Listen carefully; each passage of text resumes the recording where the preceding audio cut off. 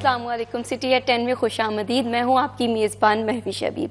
Programme का आगाज़ बहुत ही खूबसूरत बात से करना चाहूँगी। ज़िंदगी बहुत खूबसूरत है, लेकिन इस ज़िंदगी में हम अक्सर अपने आप को भूल जाते हैं। कोशिश करें कि अपनी ज़िंदगी में सबसे पहली अहमियत आप अपने आप को दें, खुद की इस्लाह करें। हर इंसान को खुश नहीं किया जा सकता, लेकिन एक इंसान है जिसकी खुशी की ज़िम्मेदारी आपकी खुद की है। वो है आईने में खड़ा शख्स जो कि आप हैं। अपने आप को खुश रखें, अपनी इस्लाह करें और अपनी बेहतरी के लिए काम करें। इसी के साथ साथ प्रोग्राम के सिलसिले को आगे बढ़ाते हैं और सबसे पहले चलते हैं हमारे फर्स्ट सेगमेंट सिटी वेदर की जानिब। फैसलाबाद का मौसम इंतहाई खुशगवार हो गया है। आज के टेम्परेचर की बात करें तो आज का टेम्परेचर ज़्यादा से ज़्यादा 20 सेंटीग्रेड रहने का इम्कान है और कम से कम 6 सेंटीग्रेड रहने का इम्कान है। सर्दी की शिद्दत सुबह के औकात में ज़्यादा है और रात के औकात में ज़्यादा है। अक्सर औकात सुबह के औकात में धुंध दिखाई देती है और रात के औकात में, लेकिन जैसे ही दिन का आगाज़ होता है तो सुनहरी किरणें जो हैं फैसलाबाद को खुशामदीद कहती हैं, जिससे मौसम इंतहाई खुशगवार है। लेकिन इन्हीं सब के दरमियान SOPs को फॉलो किया जाए। अपना ख्याल रखें, घर से निकलते वक्त अपने आप को गर्म मलबूसात से ढकें और ट्रैफिक की सूरत हाल की अगर बात करें तो रैश ड्राइविंग ना करें और कोशिश करें कि देर से पहुंचें लेकिन एहतियात से जाएं। इसी के साथ हमारे साथ हम बात करेंगे फैसलाबाद की। फैसलाबाद पाकिस्तान का तीसरा और पंजाब का दूसरा बड़ा शहर है। इसके मसाइल भी बड़े हैं। यहाँ पर सूबाई असम्बली की 21 और कौमी असम्बली की 10 नशिस्तें हैं, लेकिन इसके मसाइल हैं जो कि हल होने का नाम नहीं ले रहे, जिसमें सबसे बड़ा मसला जो है वो हेल्थ सेक्टर को पेश है। इसी पे बात करने के लिए आज हमारे साथ स्टूडियो में हमारे सीनियर रिपोर्टर्स मौजूद हैं। सबसे पहले बिलाल, अस्सलाम वालेकुम। अस्सलाम वालेकुम अज़ादार, कैसे हैं आप? अल्हम्दुलिल्लाह, आप सुनाएं? ठीक है अल्हम्दुलिल्लाह, मैं बिल्कुल ठीक हूँ। बिलाल, मैं आपसे गुफ्तगू का आगाज़ करना चाहूँगी कि फैसलाबाद की आवाम है, इसका सबसे दरीना मसला था तजावुज़ात में बेहतरी देखने को आई है। जिस तरह से ज़िले इंतज़ामिया की तरफ से ऑपरेशन भी जारी हैं, तो आपको क्या लगता है कि इस ऑपरेशन में मज़ीद बेहतरी आएगी? अच्छा, ये बहुत अहम मौजू है क्योंकि इस वक्त ज़ुबान ज़द-ए-आम है पूरे पंजाब के अंदर। अच्छा, ये पंजाब के अंदर ऑपरेशन कब शुरू हुआ? फैसलाबाद में कमिश्नर सिल्वर सईद जो साबका कमिश्नर हैं वो मौजूद थी। मौजूदा DC Faisalabad deputy commissioner captain retired Nadeem Nasir थे और अजमत फिरदौस जो कि म्यूनसिपल कॉर्पोरेशन फैसलाबाद की डिप्टी CEO थी। क्योंकि उस वक्त CEO मौजूद नहीं थे, तो ये टीम मिल के इस पूरे ऑपरेशन को चला रही थी, जिस ऑपरेशन की हाइप इतनी बनी कि वज़ीर पंजाब मरियम नवाज़ ने देखा कि इसको इम्प्लीमेंट किया जाए, क्योंकि सुप्रीम कोर्ट के ऑर्डर्स के बावजूद भी इसको इम्प्लीमेंट नहीं करवाया जाता रहा। फिर मैं इस बात पे अप्रिशिएट करूंगा क्योंकि ये इतनी बड़ी गेम जो है ये एक्सरसाइज है जिसके अंदर मरियम नवाज ने एक हिम्मत ली है। बहुत सारी चीज़ों के ऊपर मैं बड़ा नाक़िद हूं उनका, इसलिए मैं इस बात पे क्रेडिट देता हूं। ये ऐसा इक़दाम था जहां बड़े बड़े माफियाज आगे आए और उन्होंने किसी MNA MPA की, किसी हारे हुए अरकान असम्बली की कॉल नहीं सुनी कि इस मामले में कोई कॉम्प्रोमाइज नहीं होगा। पाक फैसलाबाद देखना हर शहरी का ख्वाब था, जिसमें पिछली हुकूमतों ने भी काफ़ी काम करने की कोशिश की, काफ़ी ज़्यादा ऑपरेशंस किए गए, प्लान्स मुरतब कराए गए, लेकिन वो मंसूबा सिर्फ फिल वक्त होता था। लेकिन आपको क्या लगता है कि जो अब का प्रोग्राम है ज़िले इंतज़ामिया का, ये इसके जो नताइज हैं वो हमें देर पर रिसीव्ड होंगे? नहीं, देखिए, मैं तो कल गुज़श्ता रोज़ खुद CEO municipal corporation Ali Abbas Bukhari के साथ था। मैं अजमत फिरदौस के साथ, साहिबा के साथ 4-5 प्रोग्राम कर चुका हूँ। 3-3, 4-4 घंटे का लंबा तजावुज़ात ऑपरेशन, एक क्रेन मारी, 2 दुकानें गिराई, ये होता था, बल्कि क्रेन जाती नहीं थी, सामान उठाया आगे। बहुत अग्रेसिव यहाँ लोगों ने शटरों के नीचे से पंखे उतारने की कोशिश की, उन्होंने कहा नहीं उतारने देना। जब आपको आज से 60 दिन पहले ऑपरेशन शुरू है, आपको समझ ही नहीं आ रही, और 8 बाजार क्लियर करवा के फिर मैंने कल गुज़श्ता रोज़ मुलाकात हुई तो मैंने इंटरव्यू लेना था, तो मरियम खान जो नई कमिश्नर फैसलाबाद हैं, आप यकीन मानिए मैंने उनसे यही सवाल किया कि सिल्वत सईद साहबा के जाने के बाद लोगों ने समझा कि अब अजमत फिरदौस भी काम छोड़ देंगी क्योंकि सिल्वत सईद साहबा चल गई, तो आपने आके इस प्लान को दोबारा से मुरतब किया है। अली अब्बास बुखारी भी न्यू आए CEO म्यूनसिपल कॉर्पोरेशन, उनके बाद फिर कमिश्नर फैसलाबाद चेंज होगी और वो न्यू आई। दोनों ने जो, क्योंकि deputy commissioner captain retired Nadeem Nasir मौजूद थे, अजमत फिरदौस मौजूद थी, ये 2 न्यू ऑफिसर्स ने इनको ज्वाइन किया। अली अब्बास बुखारी अजमत सईद के सीनियर हैं, यानी कि उनके बड़े ऑफिसर हैं, और कमिश्नर डीसी से बड़ी ऑफिसर है। तो इन दोनों ने इसको दोबारा एक नया प्लान तरतीब दी। उनका 8 बाजार क्लियर हो गए, व्हीकल फ्री हो गए, इनको तरतीब दें। कल उन्होंने कहा रिक्शे भी हम लेके आ रहे हैं, सिर्फ ये इलेक्ट्रिक कार से गुजारा नहीं होगा, यहाँ हम रिक्शे खूबसूरती से सजा के उनको पिक एंड ड्रॉप के लिए इस्तेमाल किया जाएगा, पार्किंग के निज़ाम को ज्यादा मुरतब किया जाएगा। फिर उन्होंने जो सबसे बड़ा ऐलान मरीम खान साहबा ने मेरे साथ इजहार किया उस इंटरव्यू के अंदर, उन्होंने कहा मैंने इन लोगों को कहा कि 8 बाजार को फॉलो अप पे ले जाएं कि फॉलो अप ऑपरेशन होगा, इनसे बाहर निकलें, मुझे 14 दिन में फैसलाबाद क्लियर चाहिए। अब आप देखें कि इसमें मैं थोड़ा क्लियर कर दूं इसको। मरीम खान साहबा ने कहा कि फैसलाबाद के 14 रोज का आज चौथा रोज है उसका। कल कुकियावाला, उससे पहले डी टाइप, नेमताबाद ये हो चुका है। आज सत्याना रोड की बारी है। ऐसे ही मिल्लत रोड, 208 चक ईडन रोड, जड़ावाला रोड, समुद्री रोड, ये सब रोड्स का स्ट्रक्चर तैयार कर, नूरपुर रोड, इनका प्लान तरतीब है। अगले हफ्ते तक, इसमें नहीं, अगले हफ्ते तक ये कंप्लीट होगा, फिर फॉलो अप शुरू होगा। और जिस जिस रोड पे बहुत सारे लोगों की शिकायत है, डी टाइप के ऊपर लोग वापस आ गए, कुकियावाला आज वापस आ रहे हैं, तो उन्होंने क्लियर कट कह दिया जो दोबारा वापस पाया गया उसके ऊपर एफआईआर होगी, गिरफ्तारी अमल में लाई जाएगी। कोई जीरो टॉलरेंस पे मरीम खान साहिबा ने कहा है कि ये ऑपरेशन चलेगा, लोग भूल जाएं, क्योंकि शहरी खुश हैं, अवाम खुश है रस्ते खुलने पर, लेकिन चंद नाम निहाद जो कब्जा माफिया है वो इसके ऊपर इसको एक कोई दूसरा रंग देने की कोशिश करें, जो कि मुकम्मल तौर पे नाकाम हो रहे हैं। उनका कहना था कि जो सरकारी अराजी है वो खुद वॉलंटरीली छोड़ दें, वरना हम उसे क्लियर करवा लेंगे। और अली अब्बास बुखारी ने बल्कि ये कल मुझसे इजहार किया कि जो समुद्री रोड है, क्योंकि वो मोटरवे को जा रहा है, आपका जड़ावाला रोड तो अभी ज़ेरे तामीर है, सरगोदा रोड आपका मोटरवे को जा रहा है, ये क्लियर कर दिया है। जो आपने देखा कि यहाँ रेडी बाजार बना दिए गए हैं, समुद्री रोड, सत्याना रोड, जड़ावाला रोड और सरगोदा रोड के ऊपर बहुत प्यारे बनाए हैं। पहाड़ी ग्राउंड के इतराफ अतवार बाजार खत्म करके वहाँ रेडी बाजार लगा दिया गया। कोई भी ट्रैफिक का रुझान जो है वो डिस्टर्ब अपनी करेगा, और समुद्री रोड को मॉडल रोड बनाया जाएगा ताकि समुद्री रोड तैयार है। अब देखें, जिसने मुल्तान जाना है, कराची जाना है, या जिसने रहीम यार खान आगे जिधर भी जाना है, अब उसको ये रोड जो है वो बड़ा सूटेबल है। यहाँ से आप मैक्सिमम 20-25 मिनट में मोटरवे इंटरचेंज पे पहुंचेंगे और वहां से आप डायरेक्ट आगे जा सकते हैं। तो इस रोड को क्लियर किया जा रहा है। जैसे आपका एक्सप्रेस साइयां वाला रोड है, वो रोड ऑलरेडी कुशादा है और लोग बड़े बासानी लाहौर जाने के लिए, इस्लामाबाद जाने के लिए उधर मोटरवे का रुख करते हैं। ऐसे M3 का ये जो रूट है, इसे क्लियर करने की कोशिश की जा रही है और कहा जा रहा है इसे मॉडल बना के सर्विस लेन भी क्लियर करवाई जाएगी ताकि लोगों को आमदोरफ्त में कोई दिक्कत ना आए और रोड कुशादा लगे। फिर डिप्टी कमिश्नर ने 3 बाजारों का ऐलान किया, जिसमें कलीम शहीद पार्क का मॉडल बाजार है, जिसमें एक मॉडल बाजार उन्होंने कहा समुद्री रोड के ऊपर बनाया जाए, डी टाइप के पास है। एक उन्होंने कहा मदीना टाउन फैजाने मदीना वाले बाजार को दोबारा रेनोवेट करके इसे तैयार किया जाए। देखें, मेरा भी हक बनता है, मैं टैक्स गुजार हूं, मैं एक तनख्वाहदार हूं, तो मेरा भी हक बनता है मैं जाके कुछ सस्ती अच्छी अशिया खरीदूं। ये सिर्फ एक मखसूस तबके को महदूद कर दिया जाता है। जी, गरीबों का हक है, गरीब पाकिस्तान के अंदर जो भी टैक्स दे रहा है उसका हक है उसे सस्ती और म्यारी अशिया दस्तयाब हों। यहाँ पर मैं आपसे एक चीज ये भी जानना चाहूंगी कि तजावुजात से पाक फैसलाबाद बनाने के लिए जाहिर सी बात है ज़िले इंतज़ामिया को कुछ मुश्किलात का भी सामना करना पड़ा होगा, तो वो मुश्किलात कौन सी थी और उनके खिलाफ किस तरह से प्लान मुरतब कराया गया? मुश्किलात कुछ नहीं थी। मैं बड़े काबिल एहतराम ताजर रहनुमा हैं। एक ग्रुप थे अमीन भट्ट, उन्होंने कुछ रेजिस्टेंस कुछ और, उनका मौजू कुछ और था कि हमारे साथ मिल के बैठ के बात की जाए। असलम भली ग्रुप था और ख्वाजा शाहरज़ाद सिक्का ग्रुप, परवेज कमोका ग्रुप, ये तीनों मिल गए थे। इन्होंने मिल के साथ दिया, मुकम्मल तौर पे हमायत का ऐलान किया।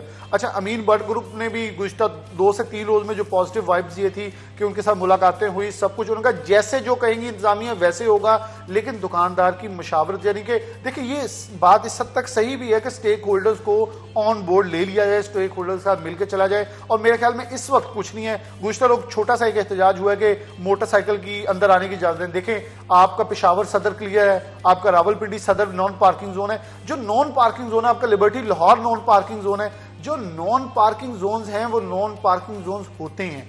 अब दुकानदार इस पे बजिद है कि मेरे दुकान के आगे बाइक आने दे। इंतजामिया ने 1-2 दिन आने की इजाजत दी और मैं इसका गवाह हूं। दुकानदार मुझसे इख्तलाफ करे, मैं मुंह पे आगे जवाब देने के लिए तैयार हूं कि आपको 1 बाइक की इजाजत थी, वहां 4-4 बाइक्स खड़ी थी। जब 4-4 बाइक्स खड़ी थी तो उधर اب یہ بھی خبریں چلائی گئی کہ میونسپل کارپوریشن نے موٹر سائیکلیں توڑائیں، ایسا نہیں تھا، وہ ایک اور گروپ تھا جنہوں نے موٹر سائیکلیں وہاں سے ہٹوانے کے لیے انتظامیہ نے پھر ان کے اوپر ایکشن بھی لیا ہے کہ کچھ مخصوص ملازمین گئے، انہوں نے کہا یہ بائک لیکن بلال یہاں پر یہ بات بھی کہی جاتی ہے کہ وہاں پر پارکنگ کے خاطر خواہ انتظامات نہیں تھے، تو اس بات میں کتنی سچائی ہے؟ دیکھیں یہ پارکنگ کا مسئلہ آپ کہہ سکتے ہیں کہ اس کا مسئلہ ہے، چیف سیکرٹری صاحب کو میرے خیال ڈی سی میرے علم میں ہے کہ ڈی سی صاحب نے لکھا ہے جو وکلا کی پارکنگ ہے اس کو وکلا کی 4 اطراف کچہری کی جو ہے وہ محدود کروایا جائے اور صدر اور سیکرٹری کو اس چیز کے اوپر لے کے آیا جائے۔ آپ دیکھیں کہ جو بینکس ہیں ان کے ساتھ بھی، پریس کلب کے سامنے بھی، ایون کہ آپ کے کارخانہ کالج تک ایک نام نہاد پارکنگ مافیا بیٹھا ہے، 200 روپے کی گاڑی کی پرچی لے رہے ہیں، اور اگر آپ اس سے کوئی بحث تکرار کرتے ہیں تو کہتے ہیں وکلا۔ اس پہ وکلا کو بدنام کیا جا رہا ہے، وکلا نے اپنی پارکنگ، عزادار وکلا کو دیکھتے ہیں تو میرے خیال میں اس پہ یہ پوائنٹ آف ویو اس میں ایڈ کر سکتے ہیں کہ وکلا نے ٹھیکے پہ دی ہے پارکنگ، وہ ٹھیکیدار اپنا بورڈ لگائے نا، وہ کیوں وکلا کو گندے کر رہا ہے، ذلیل کر رہا ہے کہ ایک بڑا صاف ستھرا اور اچھے پیشہ ور یہ لوگ ہیں، ان کو گندا کیوں کیا جا رہا ہے ان کا نام استعمال کر کے؟ جی یہ وکیلوں کی پارکنگ ہے، وکیلوں نے ٹھیکے پہ بار نے آپ کو دی، اس لیے نہیں دی کہ آپ یہاں لوگوں سے اجارہ داری کر کے بدماشی کر کے ان سے پیسے کمائیں، یہ بالکل نہیں ہے۔ اس چیز کے اوپر بھی چیف سیکرٹری خط لکھا ہے، پارکنگ پلازے کے لیے جو پیمنٹس ہے وہ مریم نواز نے منظوری دی ہے، آپ کے انڈر گراؤنڈ الیکٹریفیکیشن کے لیے 70 کروڑ روپیہ جو ہے وہ منظور کیا گیا ہے، جس پہ فیسکو کو اوکے کر دیا گیا ہے، فیسکو نے کم و بیش 60 کروڑ روپے مانگا ہے، تمام 8 بازاروں کی الیکٹریفیکیشن مکمل انڈر گراؤنڈ کرنے کی جو ہے وہ جلد منصوبہ شروع ہو جائے گا۔ پھر بورڈز ایک جیسے ہیں، پارکنگ میں دیکھیں ریلوے کی مکمل اراضی لے لی گئی ہے اور ادھر پارکنگ لگ کے میں خود وہاں گاڑی کھڑی کر کے گیا ہوں، میکسیمم 3 منٹ لگے ہیں کلاک ٹاور تک پہنچنے میں۔ اس لیے دیکھیں چیزوں کو اب آپ نے ایک دیا ہے، وہ یہ جادو کی چھڑی نہیں ہے۔ میں کہہ رہا ہوں ہم ناقد ہیں، عزادار صاحب جانتے ہیں، ہم سب سے زیادہ تنقید کرتے ہیں، جو اچھا ہوا ہے اسے اچھا کہنا چاہیے۔ یہاں پر میں بات کرنا چاہوں گی کہ جس طرح سے ہم دیکھتے ہیں کہ کچہری بازار کے سامنے جہاں پر ہماری کورٹس ہیں وہاں پر تجاوزات کا بڑا مسئلہ دیکھنے کو آ رہا ہے، تو وہاں پر آپ گئے ہوں گے، آپ نے وزٹ کیا ہوگا، تو وہاں پر تجاوزات بھی دکھائی دے رہی ہیں ہمیں؟ محوش، کل ڈسٹرکٹ بار انتظامیہ کی جانب سے 2 روز کے لیے نوٹس جاری کیا گیا ہے جنہوں نے وہاں پہ تجاوزات قائم کی ہوئی ہیں احاطہ کچہری کے گرد و نواح میں، اور انہیں کہا گیا ہے کہ جو اسٹامپ فروش ہیں، جو وسیقہ نویس ہیں یا جو عرصی نویس ہیں اور ان کے پاس لائسنس ہے وہ تو وہاں پہ بیٹھ سکتے ہیں، جن کے پاس لائسنس نہیں ہے اور وہ یہاں پہ غیر قانونی طور پہ بیٹھے ہوئے ہیں تو وہ یہاں سے اٹھا دیے جائیں گے۔ اور اس کے ساتھ ساتھ کیونکہ احاطہ کچہری میں زیادہ تر ڈاکومنٹس کا کام ہوتا ہے تو وہاں پہ فوٹو اسٹیٹ مشینز وغیرہ ہوتی ہیں یا مختلف جو تحریری طور پہ وہاں پہ لوگوں نے پھٹے بنائے ہوتے ہیں، بینچ رکھے ہوتے ہیں اور اس کے اوپر خط و کتابت کا جو ہے کام کر رہے ہوتے ہیں، درخواست وغیرہ لکھ کے دے رہے ہوتے ہیں، ان تمام افراد کو اٹھانے کے حوالے سے 2 روز کا نوٹس دے دیا گیا ہے۔ اور اس سلسلے میں ڈسٹرکٹ بار انتظامیہ کا یہ کہنا ہے کہ اگر 2 روز کے دوران تجاوزات ختم نہیں کی جاتی اور وہاں سے وہ سارا ملبہ نہیں اٹھایا جاتا تو پھر ٹی ایم اے کے ساتھ مل کے وہاں پہ آپریشن کیا جائے گا اور غیر قانونی افراد وہاں پہ جو موجود ہیں ان کے خلاف نہ صرف وہاں سے اٹھایا جائے گا اور ان کے خلاف مقدمات وغیرہ بھی درج کروائے جائیں گے۔ جس طرح سے بھی بلال بتا رہے تھے کہ وکلا کے نام کو بدنام کیا جا رہا ہے کہ یہ انہوں نے پارکنگ ٹھیکے پہ دی ہے، تو وکلا کے اس جانب سے کیا موقف ہے؟ دیکھیں ابھی اس سلسلے میں وکلا کے حوالے سے ایک ہم نے بھی پرچی سوشل میڈیا پہ دیکھی ہے کہ 200 روپے جو ہے وہ فیس وصولی کے حوالے سے ایک پرچی جو ہے وہ گردش کر رہی ہے۔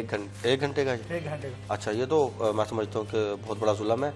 اگر فیصل آباد میں احاطہ کچہری کو دیکھا جائے تو یہ ہم کئی دفعہ پروگرام اس کے اوپر کر چکے ہیں کہ آپ یہ کچہری سے اگر آپ سٹارٹ ہوں تو سامنے آپ کو سیشن کورٹ نظر آتی ہے اور سیشن کورٹ کے اطراف میں 2 سڑکیں ہیں، ایک ڈی سی آفس جو کہ جناب باغ کو جاتی ہے اور ایک جو ہے وہ ضلع کونسل کی جو سڑک ہے ایک وہ سڑک بنتی ہے۔ وہاں پہ آپ کو تمام اطراف میں جو پارکنگ نظر آئے گی، گاڑیاں کھڑی نظر آئیں گی، وہ کس کی ہیں؟ وہ وکلا کی ہے یا سائلین کی ہے۔ اسے اگلی سڑک پہ آپ چلے جائیں تو آپ کو پروین شاکر کمپلیکس جو ہے وہ بنا ہوا ہے اور FIC ہاسٹل ہے، وہاں پہ بھی آپ کو پارکنگ ہی نظر آئے گی۔ آپ پھر احاطہ کچہری سے رائٹ سائڈ پہ چلے جائیں، ضلع کونسل ہے، ضلع کونسل کے بعد آپ کو حلال احمر جو ہاسٹل ہے وہاں تک آپ کو گاڑیاں ہی گاڑی نظر آئیں گی۔ اور اسی طرح آپ RPO لیفٹ سائڈ پر اگر جاتے ہیں کچہریوں کے تو آپ کو RPO آفس تک گاڑیاں ہی گاڑیاں نظر آئیں گی۔ یہ کن کی ہیں؟ یہ تمام کے تمام وکلا کی ہیں یا ان کے سائلین کی ہیں۔ یہ ابھی جو باہر گاڑیاں موجود ہیں یہ بھی ان کا ذکر ہو رہا ہے، جو احاطہ کچہری میں موجود ہے گاڑیاں ان کی تعداد بھی سینکڑوں میں بنتی ہے۔ اسی طرح آپ کچہری کے بیک سائڈ پہ چلے جائیں جسے سرکل روڈ کہا جاتا ہے تو وہاں بھی گھمٹی سے لے کے آپ کو جو یہ اسٹیٹ لائف کی بلڈنگ ہے یہاں تک آپ کو گاڑیاں ہی گاڑیاں نظر آئیں گی. یہ کن کی گاڑیاں ہیں؟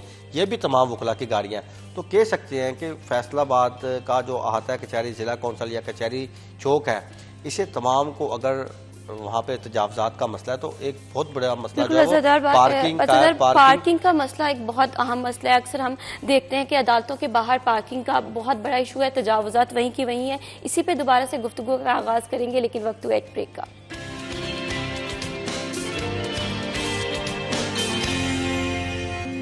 Welcome back. بات ہو رہی تھی فیصل آباد کو تجاوزات سے پاک کرنے میں ضلعی حکومت کا کیا کردار ہے. اسی پر بات کرنے کے لیے ہمارے ساتھ ہمارے سینئر رپورٹرز اسٹوڈیو میں موجود تھے. میں عزادار سے ہی گفتگو کا آغاز کرنا چاہوں گی کہ جس طرح سے بات ہم کر رہے تھے کہ 200 روپے کی پرچی 1 گھنٹے کے لیے, جو کہ بہت ایک بڑی قیمت ہے عام شہری کے لیے, تو اس پہ ڈسٹرکٹ گورنمنٹ کا, ڈسٹرکٹ کورٹ کا کیا موقف ہے؟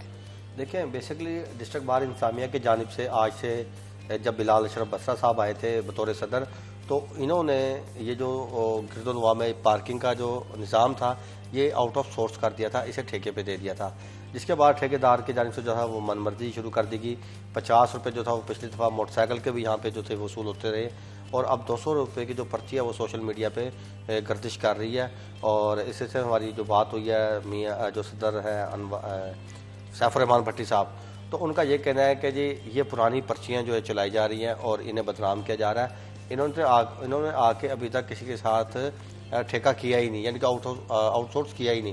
جو نظام چل رہا تھا وہ پہلے کا چل رہا تھا, اور ابھی ڈسٹرکٹ بار کے پاس پارکنگ کا جو ہے وہ نظام نہیں ہے. تاہم ان کا یہ بھی کہنا ہے کہ آئی ٹی سی جو فیصل آباد ہے ندیم ناصر, ان کے ساتھ خصوصی طور پہ میٹنگ رکھی ہوئی ہے اسی سلسلے میں کہ یہ 200 روپے جو پرچی ہے یہ کون وصول کر رہا ہے اور اس کے پیچھے کیا محرکات ہے اور ڈسٹرکٹ بار کو کیوں بدنام کیا جا رہا ہے. اور دیکھیں, اگر آپ وکیلوں سے پنگا لیں گے تو پھر آپ کہاں جائیں گے؟ تو اس کے پیچھے پھر اوپر سے ڈسٹرکٹ بار انتظامیہ ہو. تو اب یہ ڈسٹرکٹ بار انتظامیہ نے آج یہ چیلنج کر دیا ہے کہ اب آج ہی آخری دن ہے, ڈی سی کے میٹنگ کے بعد وہ لائحہ عمل اپنائیں گے, اور یہ جو گرد و نواح میں آپ کو 200 روپے کی جو پرچی چلتی نظر آ رہی ہے اس کا آج ہی وہ کہتے ہیں کہ ہم خاتمہ کریں گے, یا تو ایک پراپر نظام بنائیں گے کہ اس کی اتنی فیس ہو سکتی ہے, اس کی اتنی پرچی ہوگی, یا پھر یہاں سے مکمل طور پہ جو پارکنگ ہے وہ یہاں سے ختم کی جائیں گی. نہ سرکل روڈ پہ گاڑیاں پارک ہو سکیں گی, نہ ہی جیسے میں نے پہلے بتایا آپ کو کہ آر پی او آفس سے لے کے ہلال احمد اسپال چوک تک یہاں پہ بھی گاڑیاں پارک نہیں ہو سکیں گی. اور اس کے سامنے جیسے میں نے بتایا کہ ڈی سی آفس کی جو سڑک ہے, اس کے ساتھ ساتھ پروین شاکر کمپلیکس ہے, یا ضلعی کونسل کی جو سڑک ہے ضلع کونسل والی, وہاں پہ آپ کو گاڑیاں وہ کہتے ہیں نظر نہیں آئیں گی.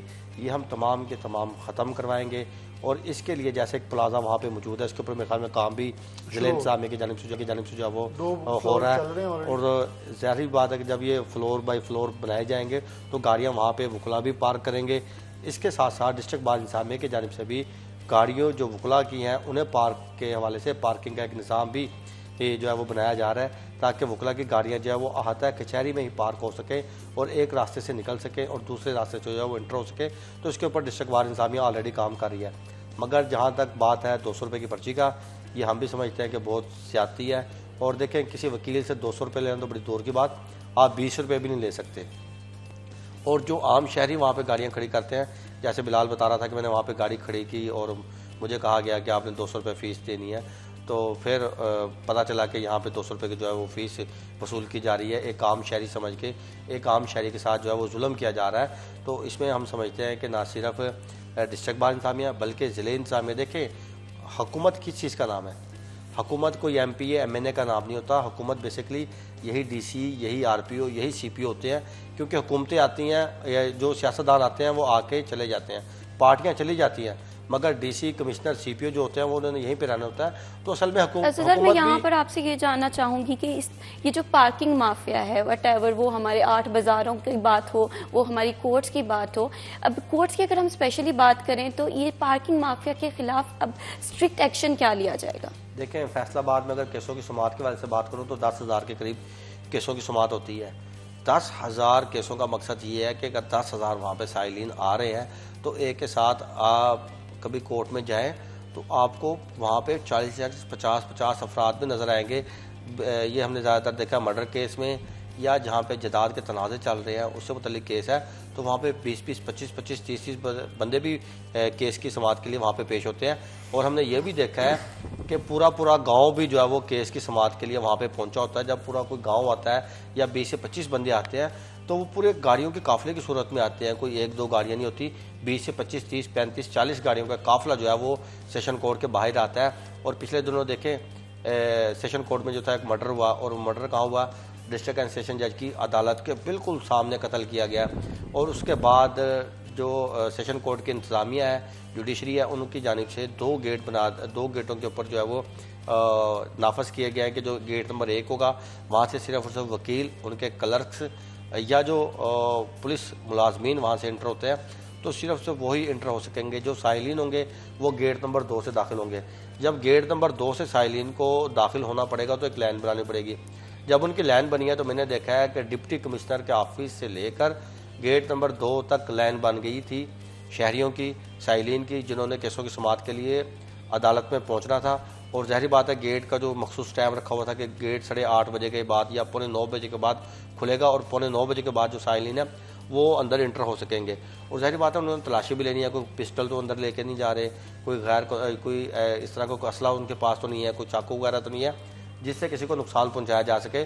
تو باہر جب وہ پوری لمبی سی لائن لگی ہے تو پیچھے سے جو ٹریفک کا نظام تھا سارا وہ بھی جو تھا وہ متاثر ہوا, اور شہریوں کو جو تھا وہ مشکلات کا سامنا کرنا پڑا. ایسے کیونکہ صبح کے ٹائم ایسے ہوتا ہے کہ کسی نے دفتر پہنچنا ہے, کسی نے اپنی نوکری پہ جانا ہے, کسی نے کہیں جانا ہے, کسی نے کہیں جانا ہے. اگر آپ لیٹ ہوتے ہیں تو آپ کو اس کا جو ہے وہ جرمانہ بھی کمپنی کی جانب سے جو ہے کیا جاتا ہے. اس لیے کوشش ہوتی ہے ہر شہری کی کہ وہ ٹائم سے جو اپنی ڈیوٹی پہ پہنچ سکیں.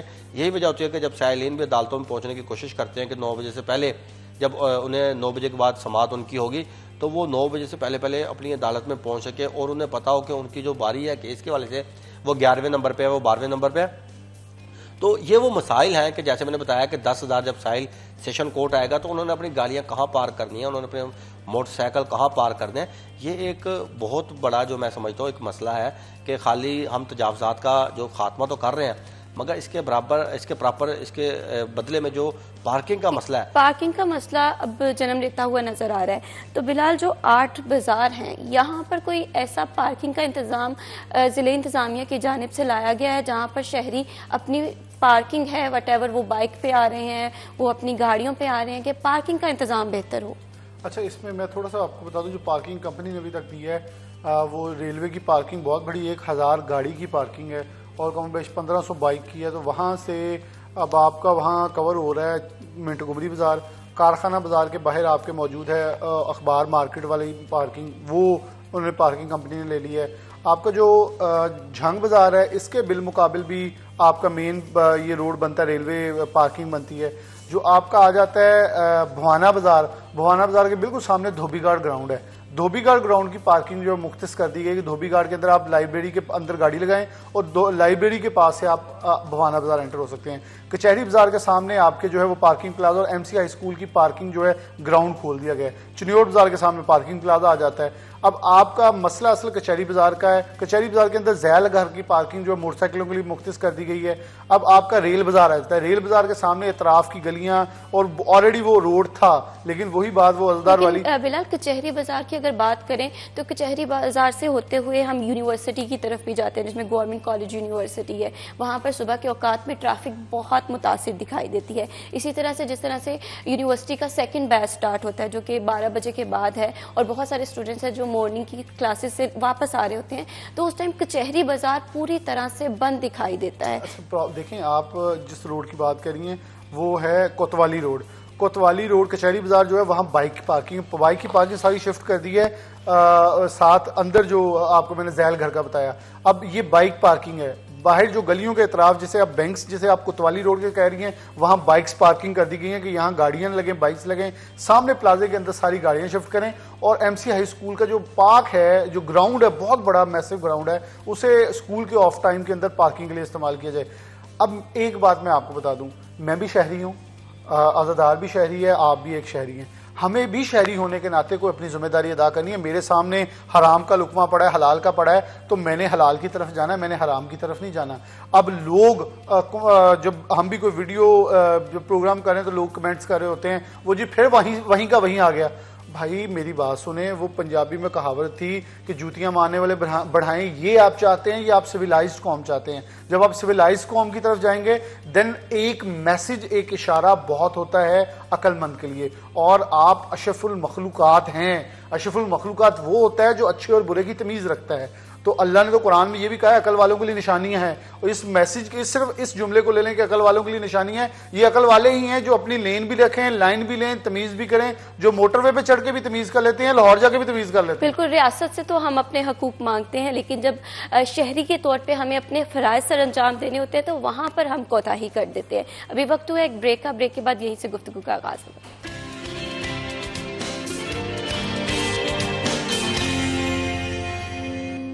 Welcome back. بات ہو رہی تھی ضلع انتظامیہ کی جانب سے فیصل آباد کو تجاوزات سے پاک کرانے کے لیے کون کون سے اقدامات کیے جا رہے ہیں. ہمارے ساتھ اسٹوڈیو میں ہمارے سینئر رپورٹرز بھی موجود تھے.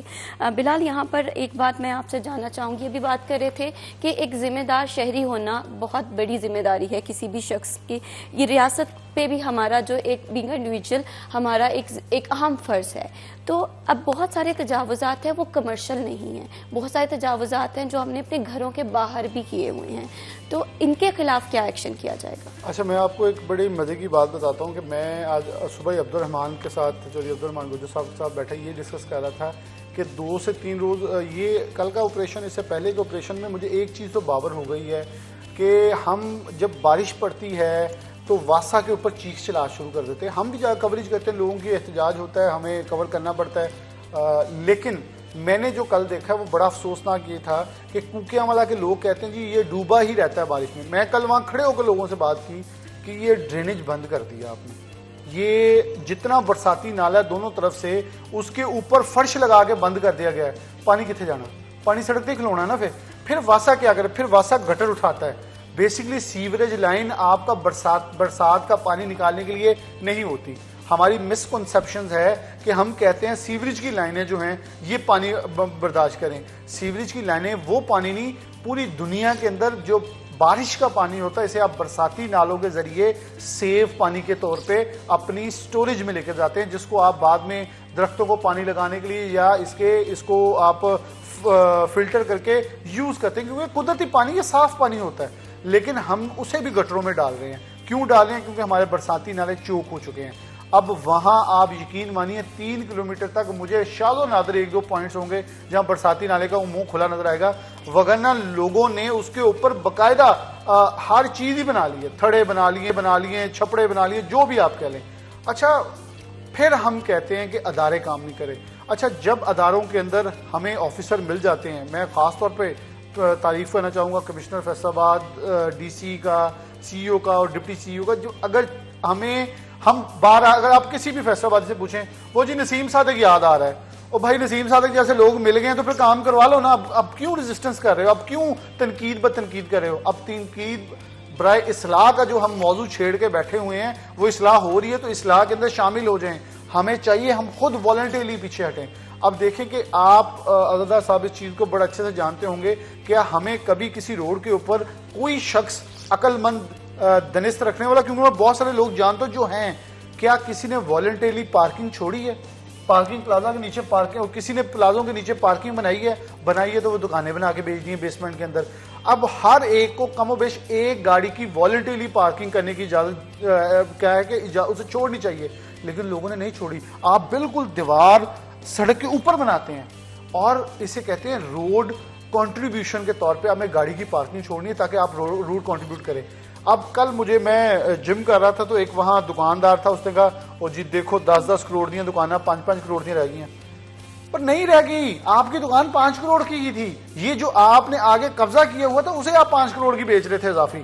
پھر یہاں میں نے کمشنر صاحب سے کہا کہ آپ کے اپنے عملے کے کچھ لوگ ابھی بھی وہ لاپتہ ہیں, جو ایک سلیم پٹواری نامی ایک شخص ہے وہ لاپتہ ہے ابھی تک, کہ وہ جو سرکاری زمینیں ہی بیچ گیا, یعنی کہ گھنٹہ کر کے اطراف میں جو پکے تھڑے ہیں وہ بیچ گئے ہیں, اس کے پیسے لے لیے ہیں. لوگ گالیاں دے رہے ہیں وہاں کہ وہ بندے لائیں جو ہم سے پیسے لے کے ہمیں یہاں بٹھا کے گئے ہیں, دکانیں بنا گئے ہیں. آپ کو انکشاف کروں, ڈی سی فیصل آباد نے ایک میٹنگ لی ہے, انہوں نے کہا کہ 8 بازاروں کے اندر ایک پارک ہے, 8 بازاروں کے اندر ایک پارک ہے, وہ نکالیں کہاں ہیں؟ وہ پارک کے اوپر بلڈنگز بن گئی ہیں, پارک ہی نہیں مل رہے. اب دیکھیں کہ آپ کیسے انکشافات یہاں ہو رہے ہیں کہ آپ کا جو اسٹینڈرڈ چارٹرڈ بینک ہے ادھر سے کھڑے ہو کے آپ کو آپ کا جی پی او نظر آنا چاہیے جنرل پوسٹ آفس. آپ کے کھالے کے اوپر پوری ایک لائن ہی غیر قانونی ہے جس کی رجسٹری ہو چکی ہے. جو فیصل آباد کی وہ بھی کافی متاثر نظر آتی ہیں جو کہ اب نہ ہونے کے برابر ہی رہ گئی ہیں. یہاں پر فیصل آباد کے مسائل جو ہیں وہ نہیں بدل رہے, تاریخ بدل رہی ہے, دن بدل رہے ہیں, لیکن نہیں بدل رہے تو مسائل نہیں بدل رہے. یہاں پر اگر ہم ہیلتھ سیکٹر کی بات کریں, فیصل آباد انسٹیٹیوٹ آف کارڈیولوجی کی بات کریں, وہاں پر کون کون سے مسائل ہیں؟ دیکھیں ایف آئی سی کی بات کرنے سے پہلے میں جو بلال بات کر رہا تھا, گزشتہ ہفتے میں جانا اتفاق ہوا جی ٹی ایس ہم گئے تو دوست کی دکان تھی, وہ کہتے ہیں کہ 4 دکانیں ہمارے پاس ہیں, اس کا 1.5 لاکھ روپے ہم کرایہ دے رہے ہیں سرکار کو, تو یہاں سے ہم تقریباً 3 لاکھ روپے کرایہ اکٹھا کر رہے ہیں. میں نے کہا یار 1.5 لاکھ روپے آپ سرکار کو دے رہے ہو, 3 لاکھ کیسے جمع کر رہے ہو؟ کہتے ہیں کہ جو فرنٹ پہ ہم نے یہ دودھ والے اور جلیبیوں والے یہ سموسے پکوڑے والے بٹھائے ہوئے ہیں, ان سے ہم کرایہ لیتے ہیں اور وہ کرایہ ہم رکھتے ہیں. اس طرح 3 لاکھ اکٹھا ہوتا ہے اور 3 لاکھ میں سے 1.5 لاکھ روپے ہم سرکار کو دیتے ہیں, 1.5 لاکھ روپے ہمیں بچتا ہے, اپنا کاروبار وہ علیحدہ کر رہے ہیں. یہ ہے نقصان.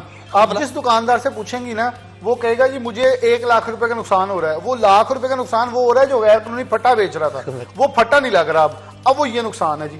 یہ نقصان تو مجھے سمجھ سے باہر ہے. اچھا اب وہ کاروبار میں علیحدہ کر رہے ہیں, 1.5 لاکھ روپے پرافٹ علیحدہ کما رہے ہیں, سیدھا 1.5 لاکھ روپے نے بچنا ہے.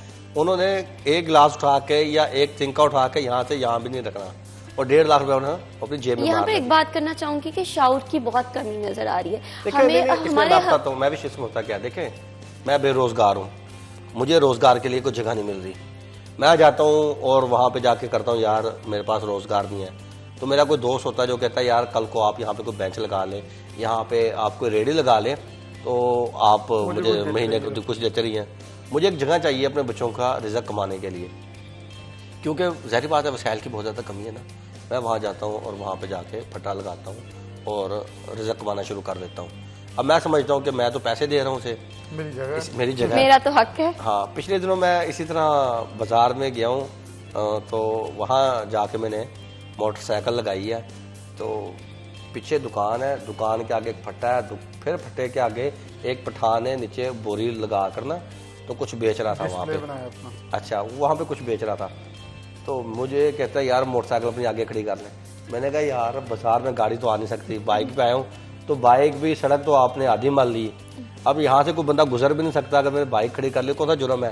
میں کہا آپ لوگ غیر قانونی بیٹھے ہوئے یہاں پہ. کہتا ہے بھائی ہم 50,000 روپیہ مہینہ کرایہ دیتے ہیں, ہم یہاں پہ یہ بیٹھے ہیں, وہ کہتا ہم یہاں پہ 50,000. میں کہا یار یہ سرکار کی جگہ پہ اگر آپ جو ہے 50,000 روپیہ کرایہ دے رہے ہو اور آپ دے رہے ہو بھتہ دے رہے ہو دوسری صورت میں, میں نے کہا کرایہ نہیں آپ دے رہے بھتہ دے رہے ہو, تو اس میں ہمارا تو کوئی قصور نہیں. یعنی کہ یوں لوگوں نے تجاوزات اپنے طور پہ بنائی ہوئی ہیں اور وہ کرایہ دے کے سمجھتے ہیں کہ ہم اس کے مالک ہیں. بھتہ مافیا بہت ذمہ دار ہے اس کام کی. اور اب وہ ختم ہونے سے اصل میں جو بلال نے پہلے بات کی نا کہ کئی تاجروں نے چیخیں ماری ہیں, ان کے اصل میں جو روزگار چل رہے تھے اور یہ ایسے روزگار تھے جیسے میں نے پہلے بتایا کہ آپ نے گلاس اٹھا کے ادھر سے ادھر بھی نہیں رکھنا, کچھ بھی نہیں کرنا, اور سیدھا لاکھوں روپے آپ کی جیب میں جو ماہانہ آ رہا ہے وہ اب رک چکا ہے, جس کی وجہ سے جو ہے وہ چیخیں نکلی ہوئی ہیں تاجر برادری کی. آپ نے بات کی ایف آئی سی کے حوالے سے, ظاہری بات ہے ہمارے فیصل آباد کا ایف آئی سی جو ہے ہاسپٹل, وہ دل کے جو مریض ہیں انہیں علاج معالجے کی سہولیات فراہم کر رہا ہے. میں پرسوں ڈاکٹر ندیم صاحب کے پاس بیٹھا ہوا تھا, ایم ایس ہیں ایف آئی سی کے, تو وہ کہہ رہے تھے کہ یار یہاں پہ نا عملے کی بڑی شارٹیج ہے, اور یہ عملے کی شارٹیج جو ہے وہ آج سے نہیں آ رہی, تقریباً 4 سے 5 سال ہو گئے ہیں. یہاں پہ 4 سے 5 سال میں اگر ڈاکٹر نرسز پیرامیڈک سٹاف کے حوالے سے بات کروں تو تقریباً غالباً کچھ 485 یا 80 کے قریب کچھ سیٹیں بنتی ہیں جو کہ خالی چلی آ رہی ہیں, اور یہ کوئی آج سے نہیں ہے, 5 6 7 8 سال ہو گئے ہیں کہ 480 85 کے قریب سیٹیں جو ہے وہ خالی تھی. اب ظاہری بات ہے ان کی تعداد جو ہے بڑھتی جا رہی ہے. اس میں ایک اچھی خبر یہ ہے کہ گزشتہ دنوں محکمہ اسپیشلائز ہیلتھ کیئر نے اجازت دی ہے سٹاف نرسیں بھرتی کرنے کے حوالے سے اور پیرامیڈک سٹاف بھرتی کرنے کے حوالے سے. اس کا اخبار اشتہار ہوگا اور بعض انٹرویو ہو گیا اور بھرتی کا عمل شروع ہو جائے گا. ڈاکٹروں کی بہت زیادہ کمی ہے. ایک سرجن جن کا نام ڈاکٹر شہباز ہے وہ یہاں پہ تعینات ہیں, اور اس کے مد مقابل وہ کہہ رہے تھے اگر آپ پی آئی سی کو دیکھیں پنجاب انسٹیٹیوٹ آف کارڈیالوجی کو, وہاں پہ 18 سرجن ہیں, وہاں پہ 18 سرجن ہیں, اور یہاں پہ ایف آئی سی میں 1 سرجن ہے. ایک جو سرجن ہے وہ روزانہ کے کتنے آپریشن کر سکتا ہے؟ وہ بیمار بھی ہے سرجن، اس نے خوشی میں بھی جانا ہے، اس نے غمی میں بھی جانا ہے، اس نے کبھی چھٹی بھی کرنی ہے، اس نے ریسٹ بھی کرنی ہے. وہ ایک سرجن ڈیلی جو 4 سے 5 وہاں پہ پہلے آپریشن ہو رہے تھے، اب ان کی تعداد جو ہے وہ 2 سے 3 رہ چکی ہے. اگر فیصل آباد کی آبادی کی بات کریں تو فیصل آباد کی آبادی آلموسٹ 2 کروڑ کے قریب ہونے جا رہی ہے، لیکن اگر ہیلتھ سیکٹر کی بات کریں، سہولیات کی بات کریں تو بہت بڑا فقدان نظر آ رہا ہے. دیکھیں کل ایک محکمہ صحت نے ایک پریس ریلیز جاری کی، پرسوں، کل یا پرسوں کی بات ہے. تو پہلے محکمہ صحت کے پاس جو اعداد و شمار چل رہے ہوتے ہیں وہ چل رہے ہوتے ہیں پولیو کے حوالے سے. جب بھی کوئی بھی پولیو کمپین شروع ہوتی ہے تو محکمہ صحت مائکرو پلان اسے تشکیل دیتی ہے پراپر ایک. تو اس سلسلے ہم گھر گھر جا کے جو پولیو ورکر ہوتے ہیں، جو پوری ٹیمیں یو سی وائز کام کر رہی ہوتی ہیں، وہ گھروں میں جا کے وزٹ کرتی ہیں اور وہاں سے مائکرو پلان جمع کرتی ہیں کہ اس گھر میں 18 افراد رہ رہے ہیں. 18 افراد میں سے 7 افراد جو ہیں ایسے ہیں جن کی عمر 5 سال سے کم ہے. انہیں پھر وہ مینشن کرتے ہیں کہ 5 سال سے کم عمر کے بچے یہ ہیں، ٹوٹل اس گھر میں اتنے لوگ رہتے ہیں اور 5 سال سے کم عمر کے بچوں کی جو تعداد ہے وہ اتنی ہے.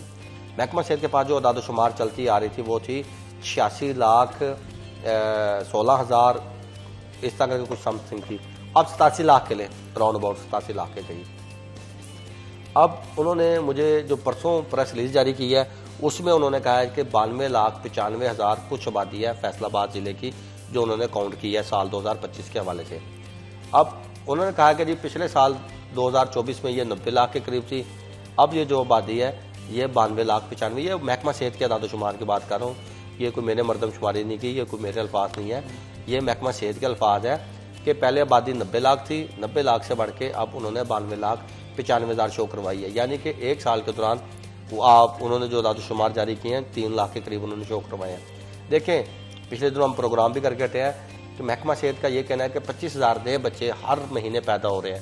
اس کا مقصد یہ ہے کہ یومیہ 800 کے قریب بچے روزانہ کی بنیاد پہ فیصل آباد میں ضلع میں پیدا ہو رہے ہیں اور ان کی تعداد جو ہے وہ 25,000 بنتی ہے مہینے میں. اگر اسے آپ سال کے ساتھ ضرب دیں تو یہ تقریباً کو لاکھوں میں بن جاتی ہے. بالکل. فیصل آباد کی عوام کی جو ہیلتھ کے مسائل ہیں، کون کون سے مسائل ہیں اور کس طرح سے ضلع انتظامیہ اس پہ کام کر رہی ہے، اسی حوالے سے ہم بات کریں گے، لیکن ابھی وقت ہوا ایک بریک کا. بریک کے بعد واپس آتے ہیں.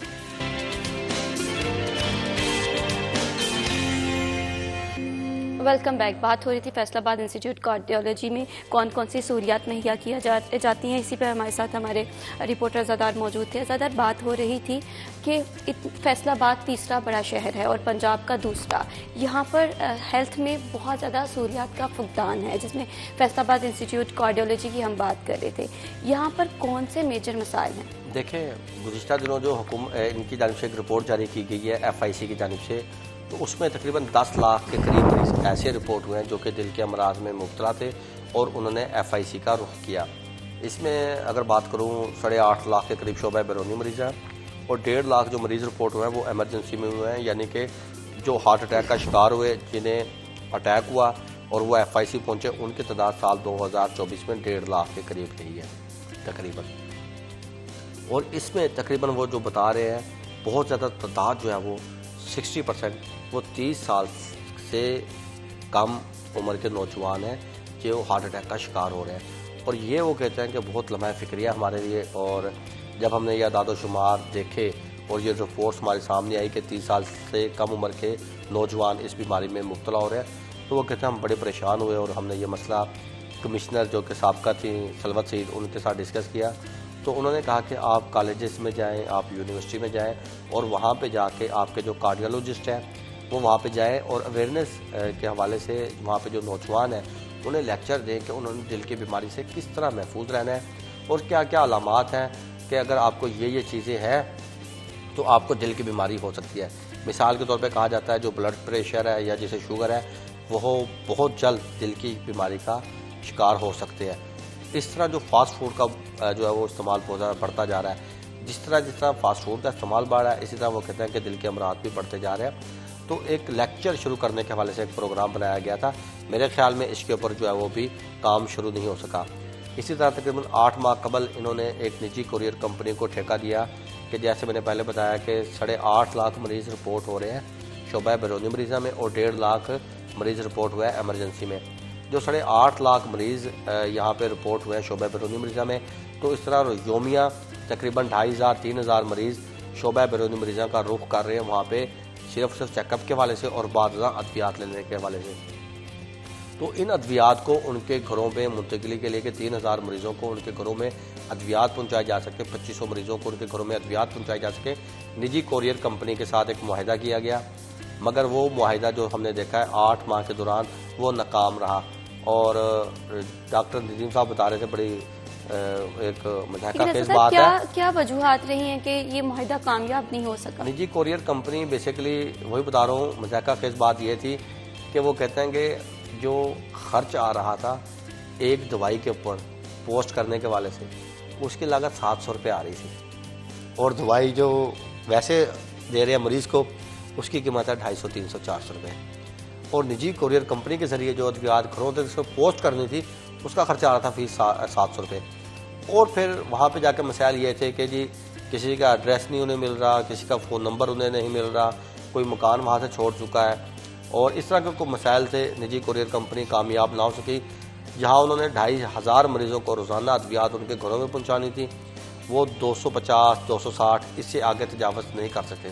250 کے قریب رہے ہیں, جس کے بعد اب ان کا معاہدہ منسوخ ہو چکا ہے.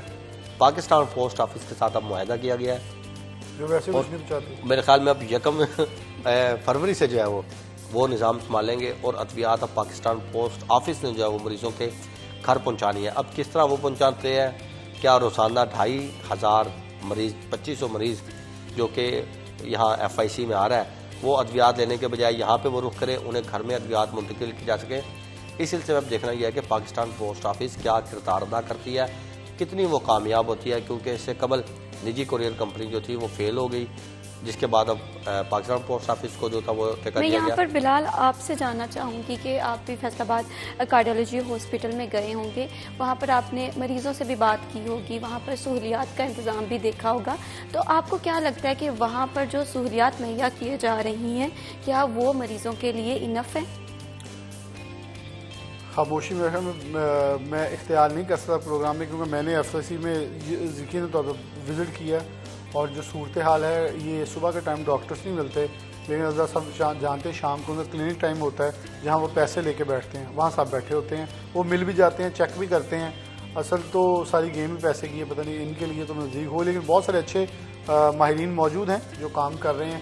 اور میں اس میں ایک چیز مینشن کرنا چاہوں گا, اس FIC میں ایک آسن اقدام ہوا ہے جو وزیر اعلیٰ پنجاب, سابق وزیر اعلیٰ پنجاب قائم مقام جو تھے محسن نقوی نے کیا تھا, کہ اگر کوئی مریض رپورٹ ہوتا ہے, یہ بھی مجھے انکشاف ایک مریض کے تھرو ہوا, بعد میں میں نے آزادار بھائی سے انکوائر کیا تو انہوں نے مجھے کہا جی ایسا ہی ہے. انہوں نے ایک چیز امپلیمنٹ کروائی تھی کہ اگر کوئی مریض آتا ہے اس کو اس وقت دل کے عارضے کی درد ہو رہی ہے تو اس کو فوراً 2 اسٹنٹ پڑنے ہیں تو 1 ڈال دیں, 3 پڑنے ہیں تو 2 ڈال دیں, جتنے بھی اس کو میکسیمم منیمائز ڈال کے اس وقت ٹریٹمنٹ دیں, تاکہ وہ ایٹ لیسٹ گھر جا کے کچھ عرصے کے لیے اپنے آپ کو فٹ کرے, میڈیسن پہ آئے اور اپنے آپ کو ریکور بیک کر لے. ہوتا یہاں کیا تھا, یہاں 4 5 6 ماہ لوگوں کا ٹائم ہوتا تھا سٹنٹ کا, انہیں تو میرا خبر پکی ہو جاتی تھی جنی دیر انہوں نے سٹنٹ پہنتا سی. اور الدا صاحب جانتے ہیں کہ یہ سفارشوں کی لائنیں لگی ہوتی تھی, جی اس کا سٹنٹ ڈلوا دیں, اس کا فلاں کر دیں. تو یہ ایک اچھا اقدام تھا. میرے خیال میں اعلانات, دعوے, وعدے, وعید نہیں ہونے چاہیے, اقدامات اور عملی اقدامات جو ہیں وہ منہ بولتا ثبوت ہوتے ہیں. ہسپتال فیصل آباد کے جو ہیں یہ بڑے ہی آسان طریقے سے فیصل آباد کے جو کاروباری برادری ہے, رفاع عامہ کام کرنے والے ادارے ہیں وہ چلا رہے تھے, لیکن پھر جب بہت ساری امپلیمنٹیشن کے اندر, اقدامات کے اندر مداخلت شروع ہو جاتی ہے, وہ بھی لوگ بیک سٹیپ پہ جا کے اپنا آپ کو پیچھے کھینچ لیتے ہیں. اور میرے خیال میں اس وقت کارڈیالوجی ہاسپٹل ایک سنگین صورتحال ہے. میں بلکہ آپ کو ایک مریض کا بتاتا ہوں, سابق ہمارے سینئر نائب صدر ہیں فیصل آباد chamber of commerce and industries کیسر شمس گچھا, ان کے بھائی ارشد گچھا صاحب کو یہی ہوا, اور وہ مجھے اگلے دن بتا رہے تھے بلال بھائی میں آپ کو بتا ہی نہیں سکتا صورتحال کیا ہے. اور وہ جو ارشد گچھا صاحب ہے ان کے بیٹے کی جو رشتہ داری ہے وہ عابد شیر علی کے گھر ہوئی ہے, تو وہ اب آپ دیکھیں کہ وہ انچارج ہیں اس ہاسپٹل کے, جو ٹیم بنی ہے وہ بھی وہاں رہے ہیں, اور وہ خود اپنے منہ سے گلے بتا رہے ہیں کہ یہاں بہت حالات خراب ہیں. میں وزیر اعلیٰ پنجاب مریم نواز سے خود کہوں گا, عابد شیر علی صاحب نے کہا کہ یہاں ڈاکٹرز بڑھائیں, یہاں میڈیسن پوری کریں. اس وقت شدید قبض سے گزرے مریض, اور یہ حقیقت پہ مبنی باتیں ہیں جو کہ وہاں بیٹھے ہوئی انہوں نے ہم سے شیئر کی, تو ہم نے سوچا یہ بھی سامنے رکھنی چاہیے. بالکل بلال، میں امید کرتی ہوں کہ فیصل آباد کے چاہے وہ ہیلتھ سیکٹر کا مسئلہ ہے، چاہے وہ معاشی مسئلہ ہے، بہت جلدی حل ہو. بہت شکریہ، آپ نے ہمیں ٹائم دیا. Thank you so much Azada, thank you so much Bilal, آپ نے ہمارے پروگرام کے لیے وقت نکالا. اسی کے ساتھ وقت ہوا ہے بریک کا. بریک کے بعد واپس آتے ہیں.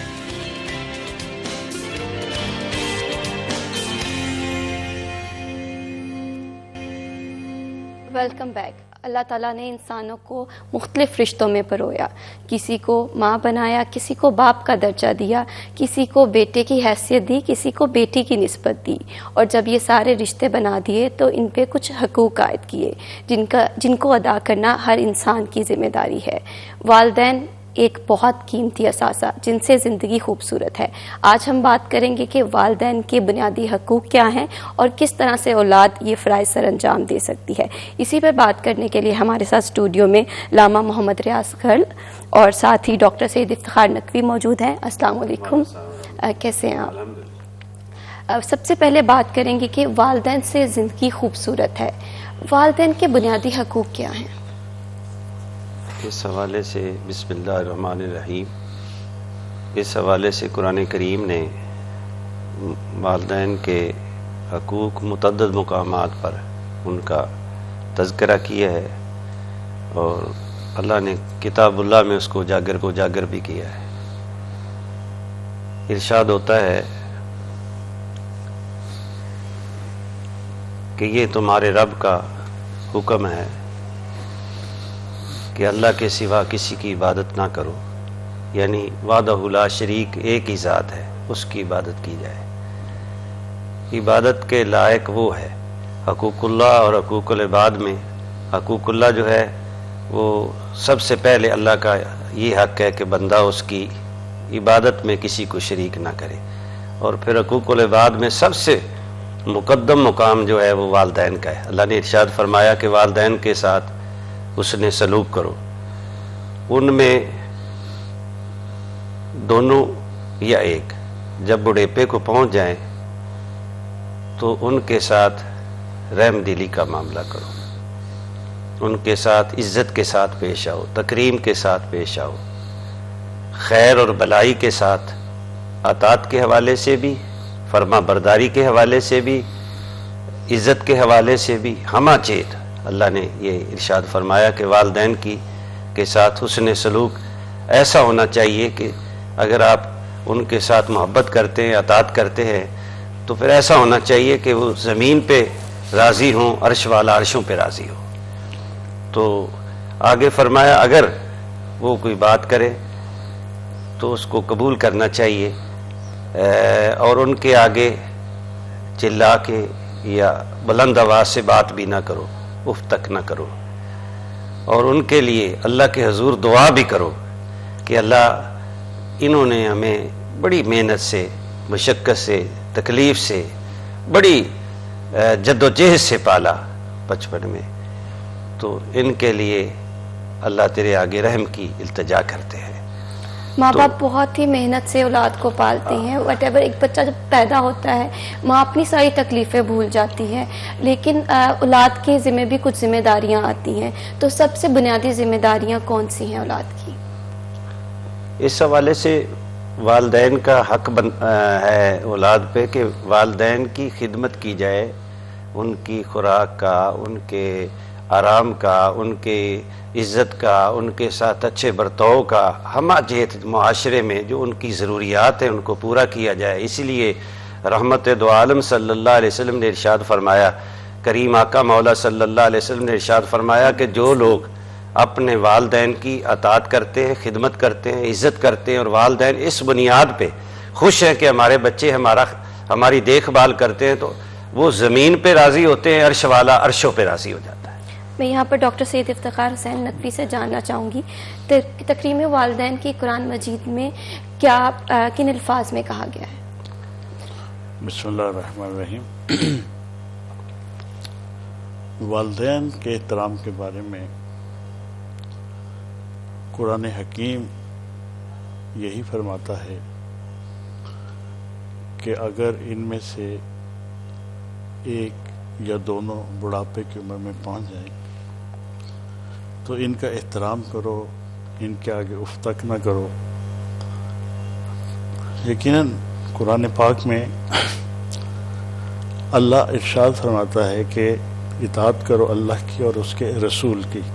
یہاں پہ ایک چھوٹا سا نقطہ بیان کرنا چاہتا ہوں. اللہ اطاعت کا لفظ استعمال کر رہا ہے اپنے لیے اور اپنے رسول کے لیے.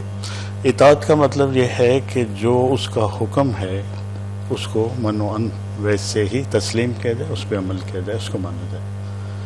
جبکہ قرآن پاک والدین کو مخاطب کرتے ہوئے کہتا ہے، اولاد کو یہ نصیحت کرتا ہے کہ والدین کے ساتھ احسان کا رشتہ قائم کرو، ان پر احسان کرو، ان کی تکریم میں. مثلا اس میں فرق کیا ہے کہ اللہ کی اطاعت واجب، رسول کی اطاعت واجب ہے، اور وہ ہر صورت میں اس حکم کو آپ نے بجا لانا ہے. اب والدین کی زندگی کے مختلف مراحل ہیں. مثلا اگر تو والدین نوجوان ہیں تو اور طرح کی بات، اگر بڑھاپے میں ہے، بعض دفعہ مثلا ایک مثال کے طور پہ بات کرتا ہوں کہ والدین کی حکم ان کے ساتھ احسان سے پیش آؤ کہ یعنی والدین بعض دفعہ ایسا ہے کہ وہ بیمار ہے، چڑچڑے ہو گئے ہیں. اب وہ کہتے ہیں کہ میں نے دوائی نہیں کھانی، میں نے ڈاکٹر کے پاس نہیں جانا. تو یہ ایک رویہ ظاہر ہے، وہ ایک شدت ہوتی ہے اس رویے میں. اب اولاد کے لیے اس بات کو ماننا جائز نہیں ہے، بلکہ احسان کا مطلب یہ ہے کہ ان کو راضی کر کے، ان سے اچھی اچھی باتیں کر کے ان کو اس چیز پہ راضی کیا جائے کہ یہ دوائی لینا، ڈاکٹر کو چیک کرانا آپ کے لیے ضروری ہے آپ کے پاس، اور وہ عمل ان کے لیے کرایا جائے. یہاں پر میں علامہ محمد ریاض خل سے جاننا چاہوں گی کہ اولاد کی جب شادی ہو جاتی ہے، اسپیشلی جب بچیاں اپنے گھر چلی جاتی ہیں، تو وہ اپنے والدین کے حقوق کس طرح سے پورے کر سکتی ہیں؟ اس حوالے سے سیرت النبی صلی اللہ علیہ وسلم کا پیغام پوری انسانیت کے لیے رہتی دنیا تک مشعل راہ منارہ نور ہے. یہ حدیث مسلم شریف میں بھی ہے، بخاری میں بھی ہے، دیگر ائمہ حدیث نے اس کو اپنی اپنی سندوں کے ساتھ نقل کیا ہے. عبداللہ بن مسعود رضی اللہ تعالیٰ عنہ روایت کرتے ہیں کہ رسالت مآب صلی اللہ علیہ وسلم نے ارشاد فرمایا کہ بندہ اپنی استطاعت کے مطابق جب تک زندہ ہے، مالی طور پہ، تکریم کے حوالے سے، دیکھ بھال کے حوالے سے، جتنی اس کی شرعی ذمہ داری ہے. اگر بچیاں اپنے والدین کے گھر چلی جاتی ہیں تو جب آتی ہیں ان کا جتنا حصہ ہے وہ ادا کرتی ہیں. تو نبی رحمت صلی اللہ علیہ وسلم نے فرمایا چونکہ یہ افضل عمل ہے، شریعت جو ہے وہ ظاہر پہ ہے، باطن پہ نہیں ہے. جتنا ان کو وقت ملتا ہے بچیوں بیٹیوں کو، وہ اپنے والدین کے ساتھ اچھا برتاؤ کرے. اور عبداللہ بن مسعود کہتے ہیں رسالت مآب صلی اللہ علیہ وسلم سے میں نے دریافت کیا کہ سب سے بہتر عمل اللہ کے ہاں محبوب عمل کون سا ہے. تو رحمت دو عالم صلی اللہ علیہ وسلم کی خدمت میں جب میں نے یہ سوال کیا تو حضور نے ارشاد فرمایا کہ سب سے بہتر عمل یہ ہے کہ اللہ کی عبادت کی جائے، نماز پڑھی جائے. اور پھر تو آپ نے ارشاد فرمایا والدین کی خدمت. اور پھر میں نے دریافت کیا تو حضور نے فرمایا جہاد. محدثین کہتے ہیں کہ یہ اتنا عمل افضل ہے والدین کی خدمت، اس میں قلبی طور پہ جتنا وقت مل سکتا ہے، مالی لحاظ سے استطاعت ہے جتنی بھی ہے، تکریم ہونی چاہیے. اور اس حوالے سے نبی رحمت صلی اللہ علیہ وسلم کے ارشادات موجود ہیں. حضور نے ارشاد فرمایا کہ ماں کے قدموں کے نیچے جنت ہے. تو ظاہر ہے خدمت کریں گے ماں کی اور تب ہی جنت نصیب ہوگی. والد کو جنت کا دروازہ قرار دیا. تو والدین جو ہیں یہ، بلکہ حدیث کی کتابوں میں یہاں تک آتا ہے کہ جس بچے نے اپنے والدین کی خدمت کی دل کی گہرائیوں سے اور والدین سے دعا لی تو اللہ تعالیٰ اس کی عمر میں، رزق میں، عزت میں برکات عطا فرما دیتے ہیں. تو اسی لیے قرآن کریم نے متعدد مقامات پہ ارشاد فرمایا کہ لوگوں، بلکہ نصیحت کی قرآن میں اللہ نے کہ اپنے والدین کے ساتھ حسن سلوک کرو. اور سیدنا حضرت عیسیٰ علیہ السلام کے بارے میں سورہ مریم میں آتا ہے کہ آپ نے فرمایا مجھے حکم دیا گیا ہے کہ میں اپنی ماں کی خدمت اور تکریم کروں. اور اسی طرح قرآن حکیم نے اس امر کو بھی اجاگر کیا کہ حضرت یحییٰ علیہ السلام کو حکم دیا گیا کہ اپنے والدین کی خدمت کرو اور ان کے ساتھ عزت کا برتاؤ کا معاملہ کرو.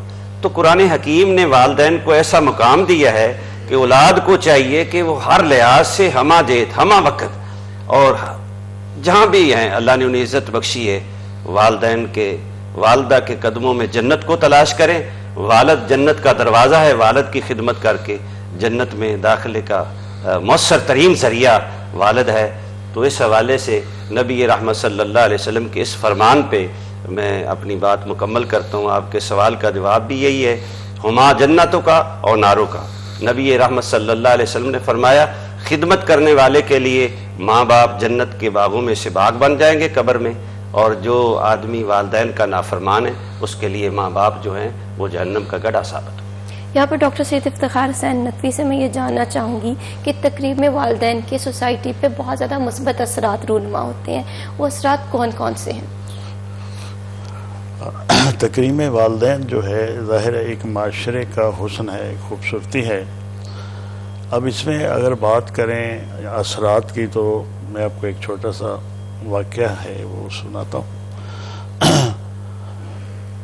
ایک بچہ چھوٹا بچہ تھا کہ وہ ایک اپنی بکریاں چرواہا تھا, چرا رہا تھا, تو فرشتہ ایک انسانی شکل میں وہاں پہ ظاہر ہوا اور اس نے اس کو کہا کہ وہ جو گائے جو ہے وہ اس کے پاس تھی, وہ اس نے کہا کہ یہ گائے میں تم سے خریدنا چاہتا ہوں. تو اس نے اپنی والدہ کو رابطہ کیا اور اس سے پوچھا کہ یہ شخص گائے خریدنا چاہتا ہے کہ کیا میں اس کو گائے بیچ دوں. تو ماں نے انکار کیا کہ نہیں, ہم نے نہیں دینی. تو اس فرشتے نے جو انسانی روپ شکل میں تھا اس نے اس کی قیمت لگانا شروع کی, اور جتنی دفعہ اس نے قیمت لگائی اس بچے نے اپنی والدہ سے پوچھا کہ اس قیمت پہ اس کو بیچ دوں, حتیٰ کہ بچہ اس بات کو سمجھ گیا کہ میری ماں جو ہے یہ گائے بیچنا نہیں چاہتی. تو اس نے اس فرشتے کو صاف انکار کر دیا کہ جو بھی آپ اس کی قیمت دو ہم یہ گائے نہیں بیچیں گے. تو اس نے کہا کہ ایک دن آئے گا, اس جو تم نے عمل کیا ہے اپنی ماں کے احترام میں کیا, اور ہر دفعہ اس سے پوچھا ہے, اس گائے کی بہت بڑی قیمت تمہیں ملے گی. عرصہ گزرتا رہتا ہے. کچھ عرصہ بعد ایک شخص کسی دوسرے قبیلے میں فوت ہو جاتا ہے, بیمار ہو جاتا ہے. تو اس کے جو لیے کہا جاتا ہے کہ یہ جو فلانی گائے ہے اگر اس کا گوشت اس کو کھلایا جائے تو یہ ٹھیک ہو جائے گا. تو اس قبیلے کے لوگ وہاں پہ اس کے پاس آتے ہیں اور اس سے کہتے ہیں کہ یہ گائے ہم خریدنا چاہتے ہیں, ہمارا یہ مسئلہ ہے. تو بچہ کہتا ہے کہ گائے تو میں بیچ دوں گا لیکن اس کی قیمت اس کے وزن کے برابر سونا ہوگی.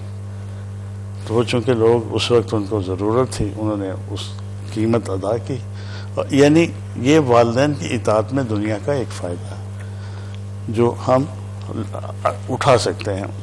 معاشرے میں جب آپ بزرگوں کا احترام کریں گے, بزرگوں کے ساتھ صلہ رحمی کریں گے, تو یقیناً ایک تو فائدہ یہ ہے کہ میں نے پڑھا ہے ایک جگہ کے کہ اگر آپ والدین سے بدتمیزی کرتے ہیں, نافرمانی کرتے ہیں یا بدسلوکی کرتے ہیں تو اس سے آپ کا جو لائف سپین ہے زندگی کم ہو جاتی ہے. دوسری جگہ یہاں تک لکھا ہوا ہے کہ اگر ایک ایسا شخص جس نے اپنے ماں باپ کو گالی دی ہو, ناراض کیا ہو, جب وہ فوت ہو جاتا ہے تو جب بارش ہوتی ہے تو اس بارش کے ہر قطرے کے برابر انگارہ اس کی قبر میں پیدا ہوتا ہے. تو لہذا انہی چیزوں کی ضرورت ہے سمجھنے کے لیے جس سے معاشرے میں خوبصورتی پیدا ہو. بالکل, والدین سے زندگی حسین ہے اور یہ ہمارے زندگی کا بہت قیمتی اثاثہ ہے. ابھی وقت ہوا ایک بریک کا, بریک کے بعد واپس آتے ہیں.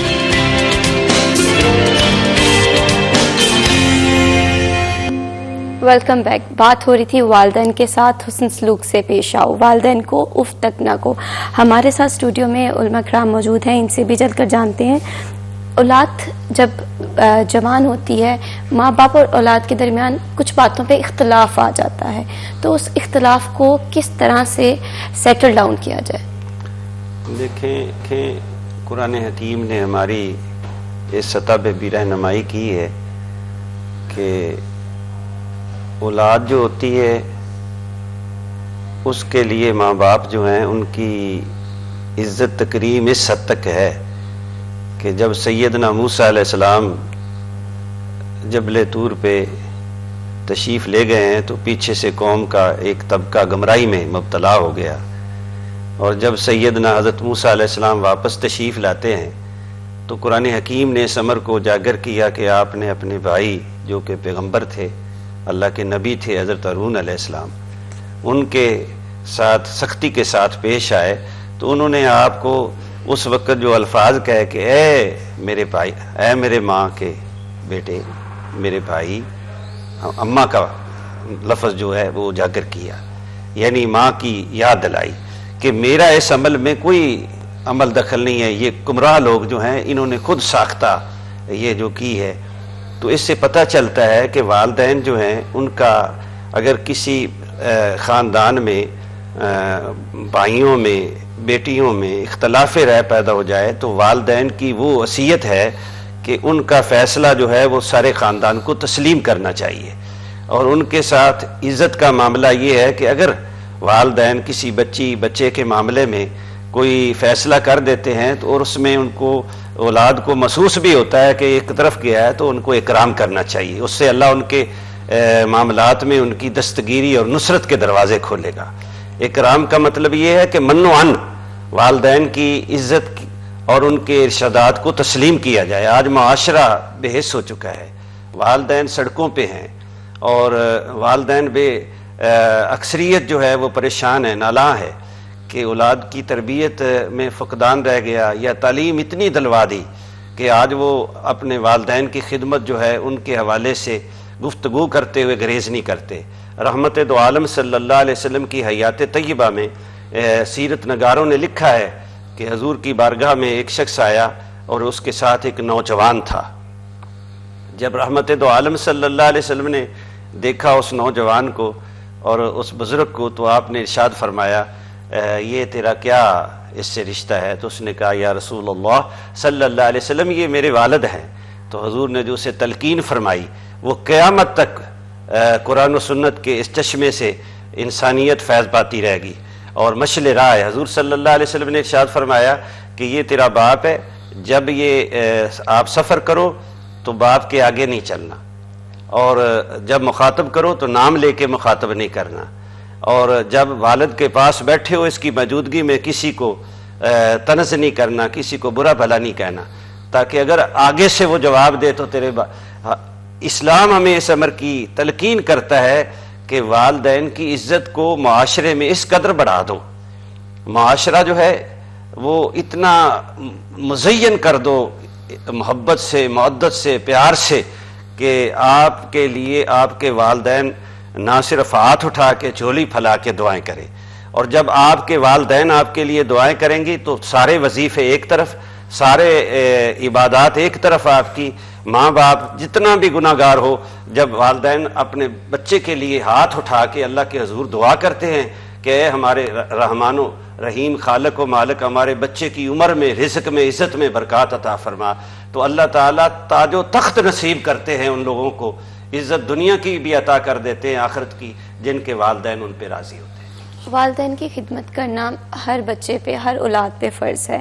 اگر ایک انسان اپنے والدین کی بھرپور خدمت کرتا ہے تو اس کے لیے اللہ تعالیٰ نے کیا اجر کی نوید سنائی ہے؟ ایک دفعہ نا ایک بزرگ تھے، ان کے دل میں شوق پیدا ہوا کہ اللہ کے دوست سے ملا جائے، اللہ کے دوست سے ملاقات کی جائے۔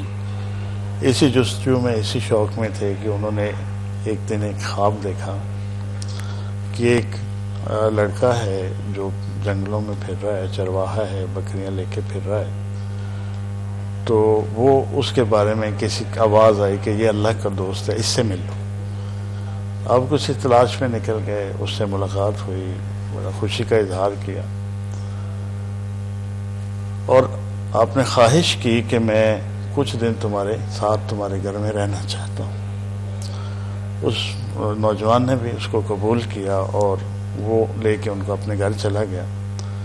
جب وہ گھر چلے گئے تو انہوں نے اپنے بزرگ نے اپنے خواب کا ذکر کیا کہ میں تجھے اللہ کا دوست سمجھ کے آیا ہوں، اور تو نے کون سا ایسا نیک عمل کیا ہے کہ خدا نے تجھے اپنا دوست بنا لیا.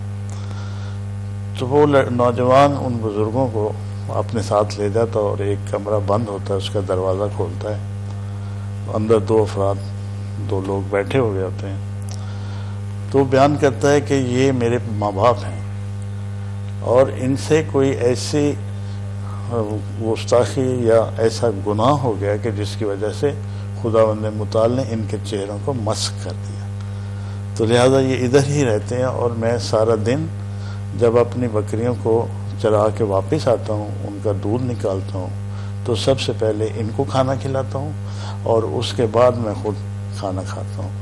یہی یقیناً وہ عمل ہے جس کی وجہ سے خدا نے اس کو اپنا دوست کیا.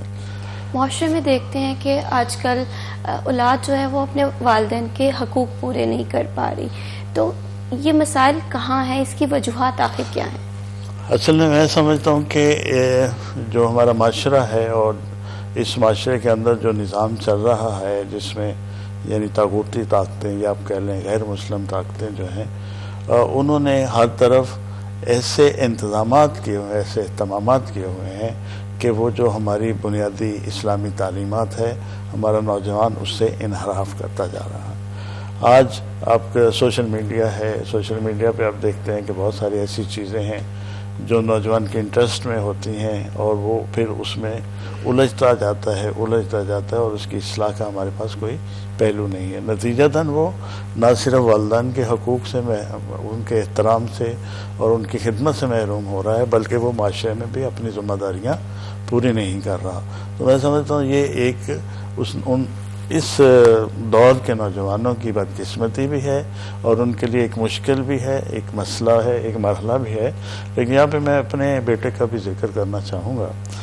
ابھی تھوڑا عرصہ پہلے اس نے جاب شاپ شروع کی ہے, تو اس نے مجھے ہر مہینے نہیں, کبھی اس نے مجھے کچھ بھیج دینا, کبھی کچھ پیسے دے دینے. تو میں نے اس سے کہا کہ یار مجھے اس کی ضرورت نہیں ہے, آپ اپنے آپ کو اسٹیبلش کرو. تو اس نے کہا کہ آپ مجھے اللہ کی رحمت سے روک رہے ہیں. میں نے کہا کیا مطلب؟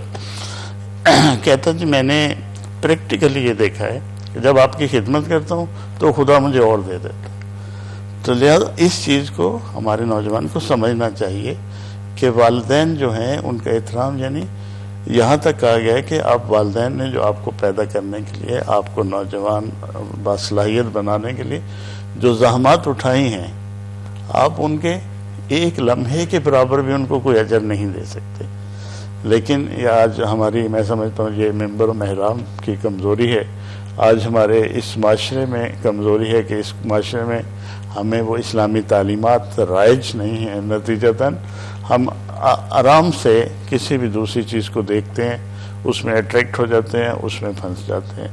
تو اس کو حل کرنے کا اگر ہم چاہتے ہیں کہ ہمارا نوجوان اپنے اس اسلامی اصلاح میں چلے اور انہی طریقوں سے زندگی گزارے جن سے اسلام اس کو کہتے, تو پھر ضرورت اس عمل کی ہے کہ ہم اس کے لیے ایک تو اپنے محراب و منبر کی اصلاح کریں اور اس کو ان مسائل سے نکالیں جن میں وہ الجھا ہوا ہے, بلکہ اس کو قوم کی بچوں کی تربیت اور اصلاح کے لیے نکالیں. اور دوسری طرف یقیناً اس معاشرے میں اگر ایک ایسا ماحول پیدا ہو جائے گا جب لوگ دیکھیں گے کہ والدین کا عزت, جیسا کہ ہم پریویسلی دیکھ سکتے ہیں, ماضی میں ہم نے دیکھا ہے کہ یعنی نہ صرف والدین بلکہ اگر گاؤں کا کوئی بزرگ بھی کسی بچے کو کوئی کچھ کہہ دیتا تھا تو وہ اس سے احترام کرتا تھا, وہ اس کی بات کو قبول کرتا تھا, مانتا تھا. لیکن آج تو یعنی ماحول اس سے بالکل مختلف ہو گیا. آج آپ کا بچہ بھی اس انداز میں آپ کی بات نہیں سننے کے لیے تیار نہ جائے کہ آپ گلی محلے یا گاؤں کے کسی بچے کو کچھ کہہ سکیں. تو یہ رویے جو ہیں ہمارے وہ تبدیل ہو گئے ہیں اور ہمیں اس کا پتہ بھی نہیں چلا. آج ضرورت اسی عمل کی ہے کہ ہم اسلامی ثقافت کو دوبارہ سے زندہ کریں. میں علامہ محمد ریاض سے یہ جاننا چاہوں گی کہ جب اولاد چھوٹی ہوتی ہے, والدین جوان ہوتے ہیں, وہ اپنا خیال خود اچھے سے رکھ سکتے ہیں, لیکن جیسے جیسے ان کی عمر ڈھلتی ہے, وہ بڑھاپے کی جانب جاتے ہیں, تو وہ اپنا خیال خود سے نہیں رکھ سکتے. تو ایسے میں اولاد کی کیا ذمہ داری ہے؟ یہ تو میں نے ابتدا میں گزارش کی تھی کہ جس مالک نے پیدا کیا ہے وحدہ لا شریک نے, جو دلوں کی دھڑکنوں کو جاننے والا ہے, خالق و مالک نے ذمہ داری دے دی پوری انسانیت کی کہ جب آپ کے والدین بوڑھے ہو جائے، ایک تو ان کے لیے دعا کرے کہ اللہ انہوں نے مجھے بڑی تکلیف سے بڑی محنت کے ساتھ انہوں نے میری پرورش کی ہے، میری تربیت کی ہے، آج ہم نوجوان ہیں، ہمارے والدین بوڑھے ہو گئے ہیں، تو اللہ فرماتا ہے اگر کسی وقت وہ آپ کے ساتھ سختی سے بھی پیش آ جائے تو تیرے لب جو ہے ان پہ رحم دلی کا معاملہ آنا چاہیے۔ تو اس کو آپ یوں دیکھ لیں کہ جب تک امت محمدیہ صلی اللہ علیہ وسلم کے نوجوان اپنے والدین کا اکرام تکریم کرتے تھے تو وہ ان کو یہ اعزاز ملا کہ امت کو عزت ملی، معاشرہ ایک خوبصورت تھا، مثالی تھا، اور اس میں دیکھیں جتنے نوجوان تھے ان کے طریق اسلام میں کارنامے روشن ہیں، کسی اعتبار سے دیکھ لیں، کسی جہت سے دیکھ لیں۔ جب بچوں نے، نوجوانوں نے، بیٹیوں نے، بیٹوں نے اپنے والدین کی اطاعت اور فرما برداری سے روگردانی کی، دوری اختیار کی، اور یہ دین سے دوری کا سبب ہے۔ اگر دین کو آدمی سمجھنے والا ہو، تدبر کرنے والا ہو، حکمت سمجھنے والا ہو، قرآن کریم کی تلاوت کرنے والا ہو، تو وہ ہرگز اپنے والدین کو کسی سطح پہ بھی فراموش نہیں کرتا۔ بالکل، والدین کو کسی بھی سطح پہ فراموش نہیں کرنا چاہیے۔ والدین کے ساتھ حسن سلوک سے پیش آنا معاشرے کی خوبصورتی ہے۔ ابھی وقت ہوا ایک بریک کا، بریک کے بعد واپس آتے ہیں۔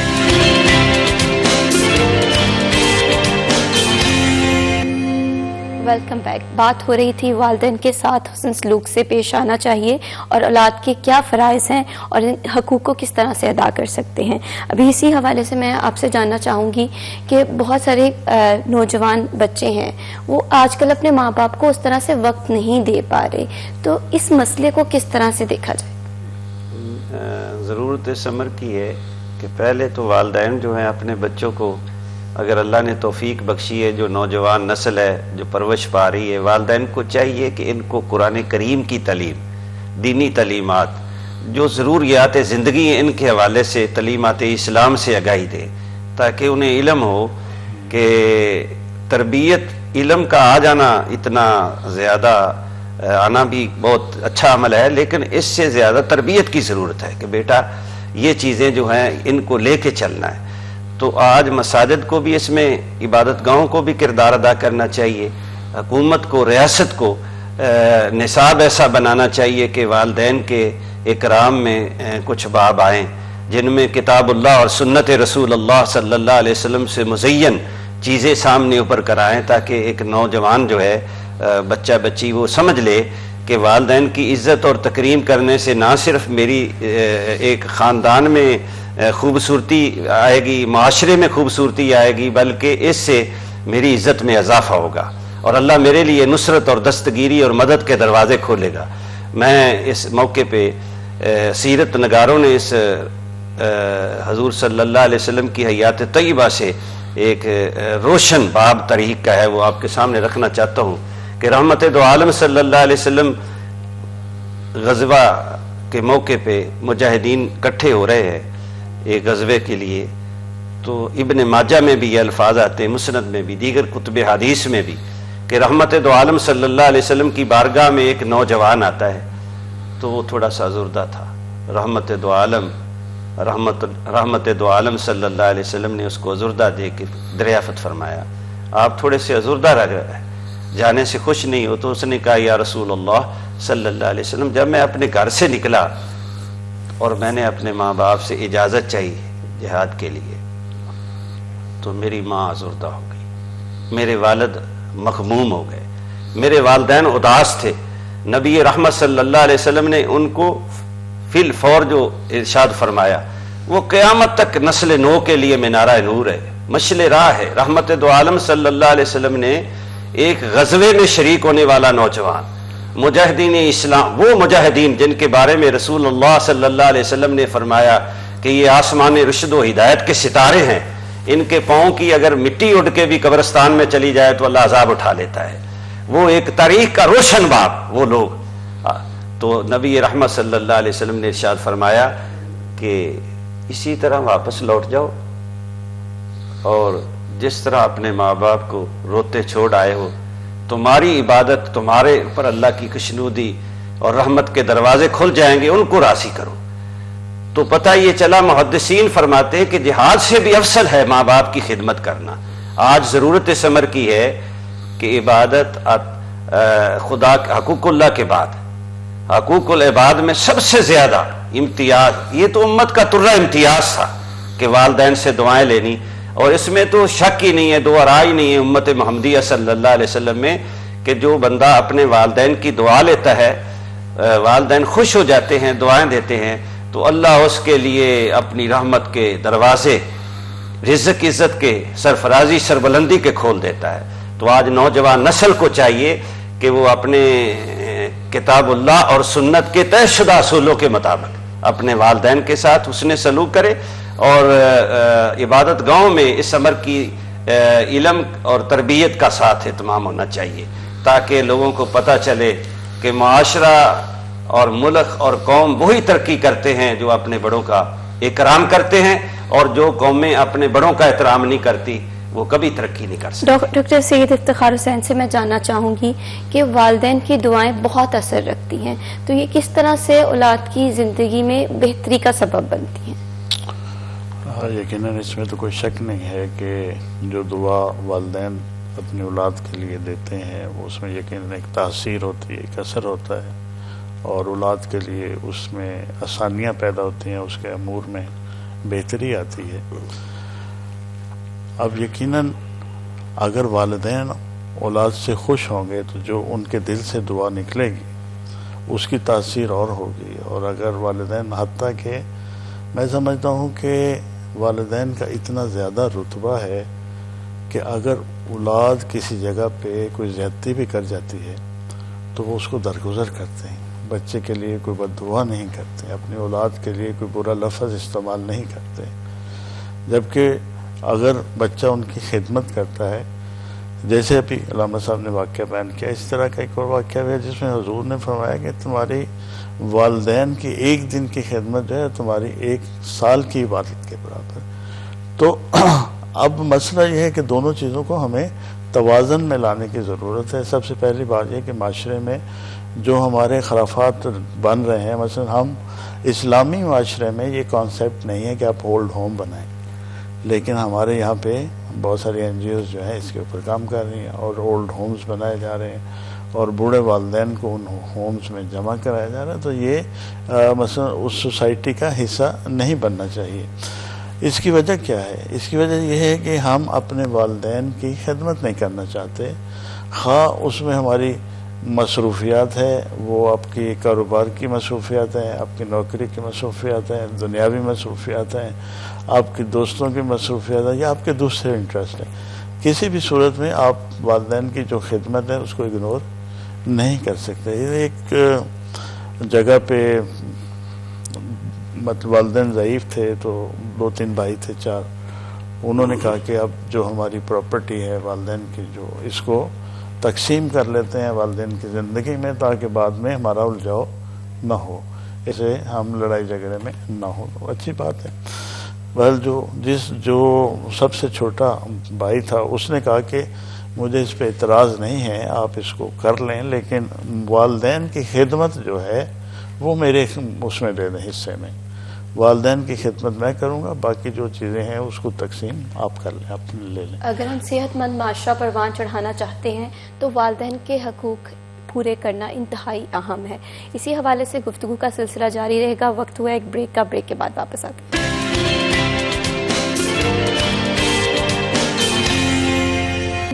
Welcome back. اسلام میں والدین کے ساتھ حسن سلوک سے پیش آنے کے لیے بار بار حکم دیا گیا ہے. اسی حوالے سے والدین کے کیا حقوق ہیں اور انہیں کس طرح سے اولاد سر انجام دے سکتی ہے، اسی پہ گفتگو کر رہے تھے. گفتگو کا سلسلہ دوبارہ سے جاری رکھتے ہیں. جب والدین جو ہیں بوڑھے ہو جاتے ہیں، بہت سارے والدین اس دنیا سے چلے بھی جاتے ہیں، تو کیا اولاد کی ذمہ داری صرف ان کی زندگی تک محدود ہے یا ان کے مرنے کے بعد بھی اولاد پہ کچھ ذمہ داریاں عائد ہیں؟ اس حوالے سے والدین کی یہ دونوں شخصیات جو ہے نا، والد اور والدہ، آج ہم لوگوں نے صرف بعض لوگوں نے تو اپنی گاڑیوں پہ لکھا ہوتا ہے ماں کی دعا، وہ بھول جاتے ہیں کہ ماں کے قدموں میں جنت ہے اور والد جو ہے یہ جنت کا دروازہ ہے. میں آپ کو سیرت النبی صلی اللہ علیہ وسلم کا وہ گوشہ جس میں پوری رہتی دنیا تک رحمت دو عالم صلی اللہ علیہ وسلم نے رہنمائی فرما دی. ام المومنین حضرت عائشہ صدیقہ رضی اللہ تعالیٰ عنہ فرماتی ہیں کہ رسول اللہ صلی اللہ علیہ وسلم جب آپ صلی اللہ علیہ وسلم حج کے موقع پہ وادی ابوا سے گزرے، رحمت دو عالم صلی اللہ علیہ وسلم اتنا آبدیدہ، اتنا مغموم، اتنا اداس اور اتنے آپ صلی اللہ علیہ وسلم کی آنکھوں سے برسات برسی رحمت دو عالم صلی اللہ علیہ وسلم کو دیکھ کے میں نے مغموم گزارش کی، استدعا کی، یا رسول اللہ کیا وجہ ہے؟ صابروں کے امام آپ آج، تو حضور نے فرمایا یہ میری ماں کی قبر تھی. سیرت حلبیہ میں، ابن اشام میں، دیگر سیرت نگاروں نے وہ تمام اشعار لکھے. رحمت دو عالم صلی اللہ علیہ وسلم دہرایا کرتے تھے کہ جب میری اماں کا انتقال ہوا تو میں گود میں تھا اور میری والدہ یہ اشعار پڑھ رہی تھی. تو اس کو آپ دیکھ سکتے ہیں. جہاں تک تعلق ہے والدین کا، زندگی میں والدین کا حکم یہ ہے کہ ان کی اطاعت کی جائے، مرنے کے بعد ان کے ساتھ شریعت محمدی صلی اللہ علیہ وسلم میں حکم یہ ہے ان کے لیے اگر آپ کو اللہ توفیق بخشے صدقہ کیا جائے، خیرات کی جائے، ان کے لیے حج کیا جائے. اگر آپ کو اللہ وحدہ لا شریک نے ہمت دی ہے تو ان کے رفقا، ان کے دوستوں کا، ان کے عزیزوں کا، ان کے ملنے والوں کا خیال رکھا جائے. اس حوالے سے نبی رحمت صلی اللہ علیہ وسلم کی حیات طیبہ میں آپ کو ایک لاسوال قسم کی داستان ملتی ہے. کتب حدیث میں آتا ہے حضور صلی اللہ علیہ وسلم کے آسمان و رشد و ہدایت کے ایک ستارے رحمت دو عالم صلی اللہ علیہ وسلم کی مجلس میں بیٹھنے والے حضرت سعد، ان کی والدہ کا انتقال ہو گیا. تو انہوں نے عرض کی یا رسول اللہ صلی اللہ علیہ وسلم میری اماں فوت ہو گئی ہے، کوئی ایسا میں کام کرنا چاہتا ہوں جس سے میری ماں کو میرے اوپر خوشی بھی ہو اور وہ راضی بھی ہو. تو حضور نے فرمایا، اس وقت پانی کی قلت تھی، تو حضور نے فرمایا آپ ایسے کریں ایک کنواں کھدوا دے، لوگ پانی پئیں گے اور یہ چشمہ جو ہے قیامت تک صدقہ جاریہ ہے. تو اہل عرب، اہل مدینہ اسے بیر ام سعد کے نام سے پکارتے تھے. یہ سعد کی ماں کا کنواں ہے. تو آج ضرورت ثمر کی ہے کہ جن کے والدین دنیا سے چلے گئے ہیں، آج اللہ نے انہیں عزت بخشی ہے، تو وہ اپنے والدین کے لیے، اپنی والدہ کے لیے دینی مدارس یعنی قرآن و سنت کے فروغ کے لیے، تعلیمات اسلام کے لیے، دکھی انسانیت کی خدمت کے لیے کسی لحاظ سے بھی وہ خدمت کرتے ہیں اور آگے بڑھتے ہیں. ملک اور قوم کی خدمت کا فریضہ جلیلہ انجام دیتے ہیں اور کہتے ہیں اللہ اس کا اجر و ثواب ہماری اماں کو پہنچا، ہمارے بابا کو پہنچا، والدین کو پہنچا. تو عرش والا ان کے اس نیک عمل کا اجر جو ہے ان کو پہنچائے گا اور ان کی والدین کی روح خوش ہوں گی.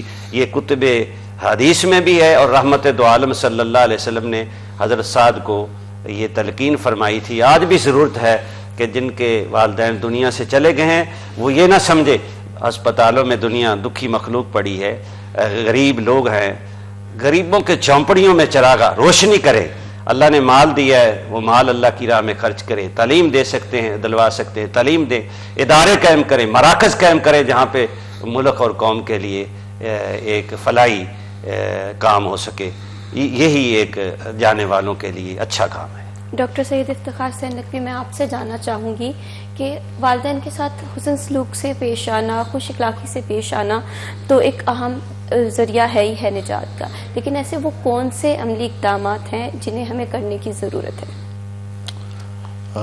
یقیناً اس میں جیسے کہ آج کا یہ پروگرام ہی اس موضوع کے اوپر تھا. والدین کے لیے جیسے پہلے آپ نے سوال کیا کہ جیسے والدین زندہ ہیں اور ان کے حقوق ہیں، اسی طرح جب وہ فوت ہو جائیں تو ان کے حقوق ہیں. اور یقیناً جو اولاد ہے اس کے لیے ضروری ہے کہ بعض دفعہ ہم نے دیکھا ہے کہ ایک اولاد جو ہے وہ جب والدین زندہ ہوتے ہیں تو ان کی بہت زیادہ خدمت کرتی ہے، سارے ان کے معاملات دیکھتی ہے، لیکن جب فوت ہو جاتے ہیں تو اکثر اس کو نظر انداز کر دیا جاتا ہے.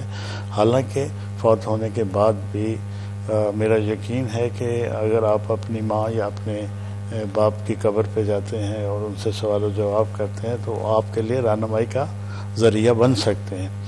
تو ضرورت اس عمل کی ہے کہ اس معاشرے کو خوبصورت بنانے کے لیے جو تعلیمات اسلامی ہے اور جو جس انداز میں یعنی اب والدین ہم آج سمجھتے ہیں کہ ہم نے جو ہے ایک ماڈرن ایجوکیشن حاصل کر لی ہے اور ہم بہت پڑھے لکھے ہو گئے ہیں، لہذا والدین کی بات کو ہم اہمیت نہیں دیتے. ہم سمجھتے ہیں کہ یہ پرانے لوگ ہیں، ان کو اس دور کا، اس زمانے کا پتہ نہیں ہے. حالانکہ ایسا نہیں ہوتا. بزرگوں کی بات کی تجربے کے اوپر بنیاد ہوتی ہے اور اس کی اپنی ایک اہمیت ہوتی ہے. آج ہمارے نوجوانوں کو یہ سمجھنا چاہیے کہ جو ہمارے والدین کہہ رہے ہیں وہ ان کی زندگی کا نچوڑ ہے اور اس پہ عمل پیرا ہو کر ہی ہم اس معاشرے میں اپنا کردار ادا کر سکتے ہیں، اس معاشرے کو خوبصورت بنا سکتے ہیں. یہ عام معاشرے کی بات ہے. اس کو آپ عمومی طور پر دیکھ سکتے ہیں کہ جو بچے اپنے والدین کی عزت و احترام تکریم کرتے ہیں ان کا معاشرے میں بھی اللہ تعالیٰ مقام بلند کر دیتا ہے.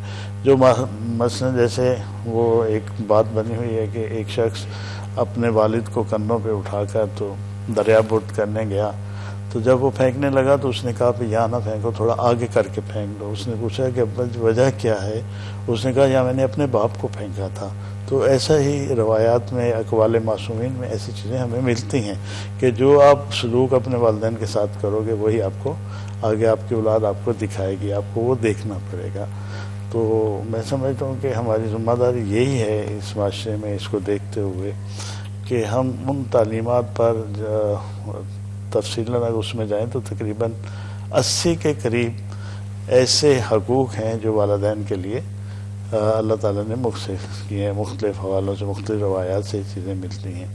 تو ان ساری چیزوں کو جو اس میں صلہ رحمی جو ہے وہ ایک بڑی اہم چیز ہے کہ اگر آپ والدین سے صلہ رحمی کرتے ہیں، اس نے سلوک کرتے ہیں، ان سے اچھے انداز میں گفتگو کو دیتے ہیں. جیسے آپ پہلے کہہ رہے تھے کہ والدین کو مطلب ایک وہ ایسی عمر میں آتے ہیں کہ ان کو ایک تنہائی کا شکار ہوتے ہیں. اس وقت اگر آپ ان کے پاس بیٹھے ہیں، ان کی دل جوئی کرتے ہیں، ان کا دل خوش ہوتا ہے. جب ان کا دل خوش ہوگا تو وہ یقیناً آپ کے لیے بھی خیر کے کلمے کہیں گے. بالکل، والدین کی خدمت ہی ہمارے لیے ذریعہ نجات ہے.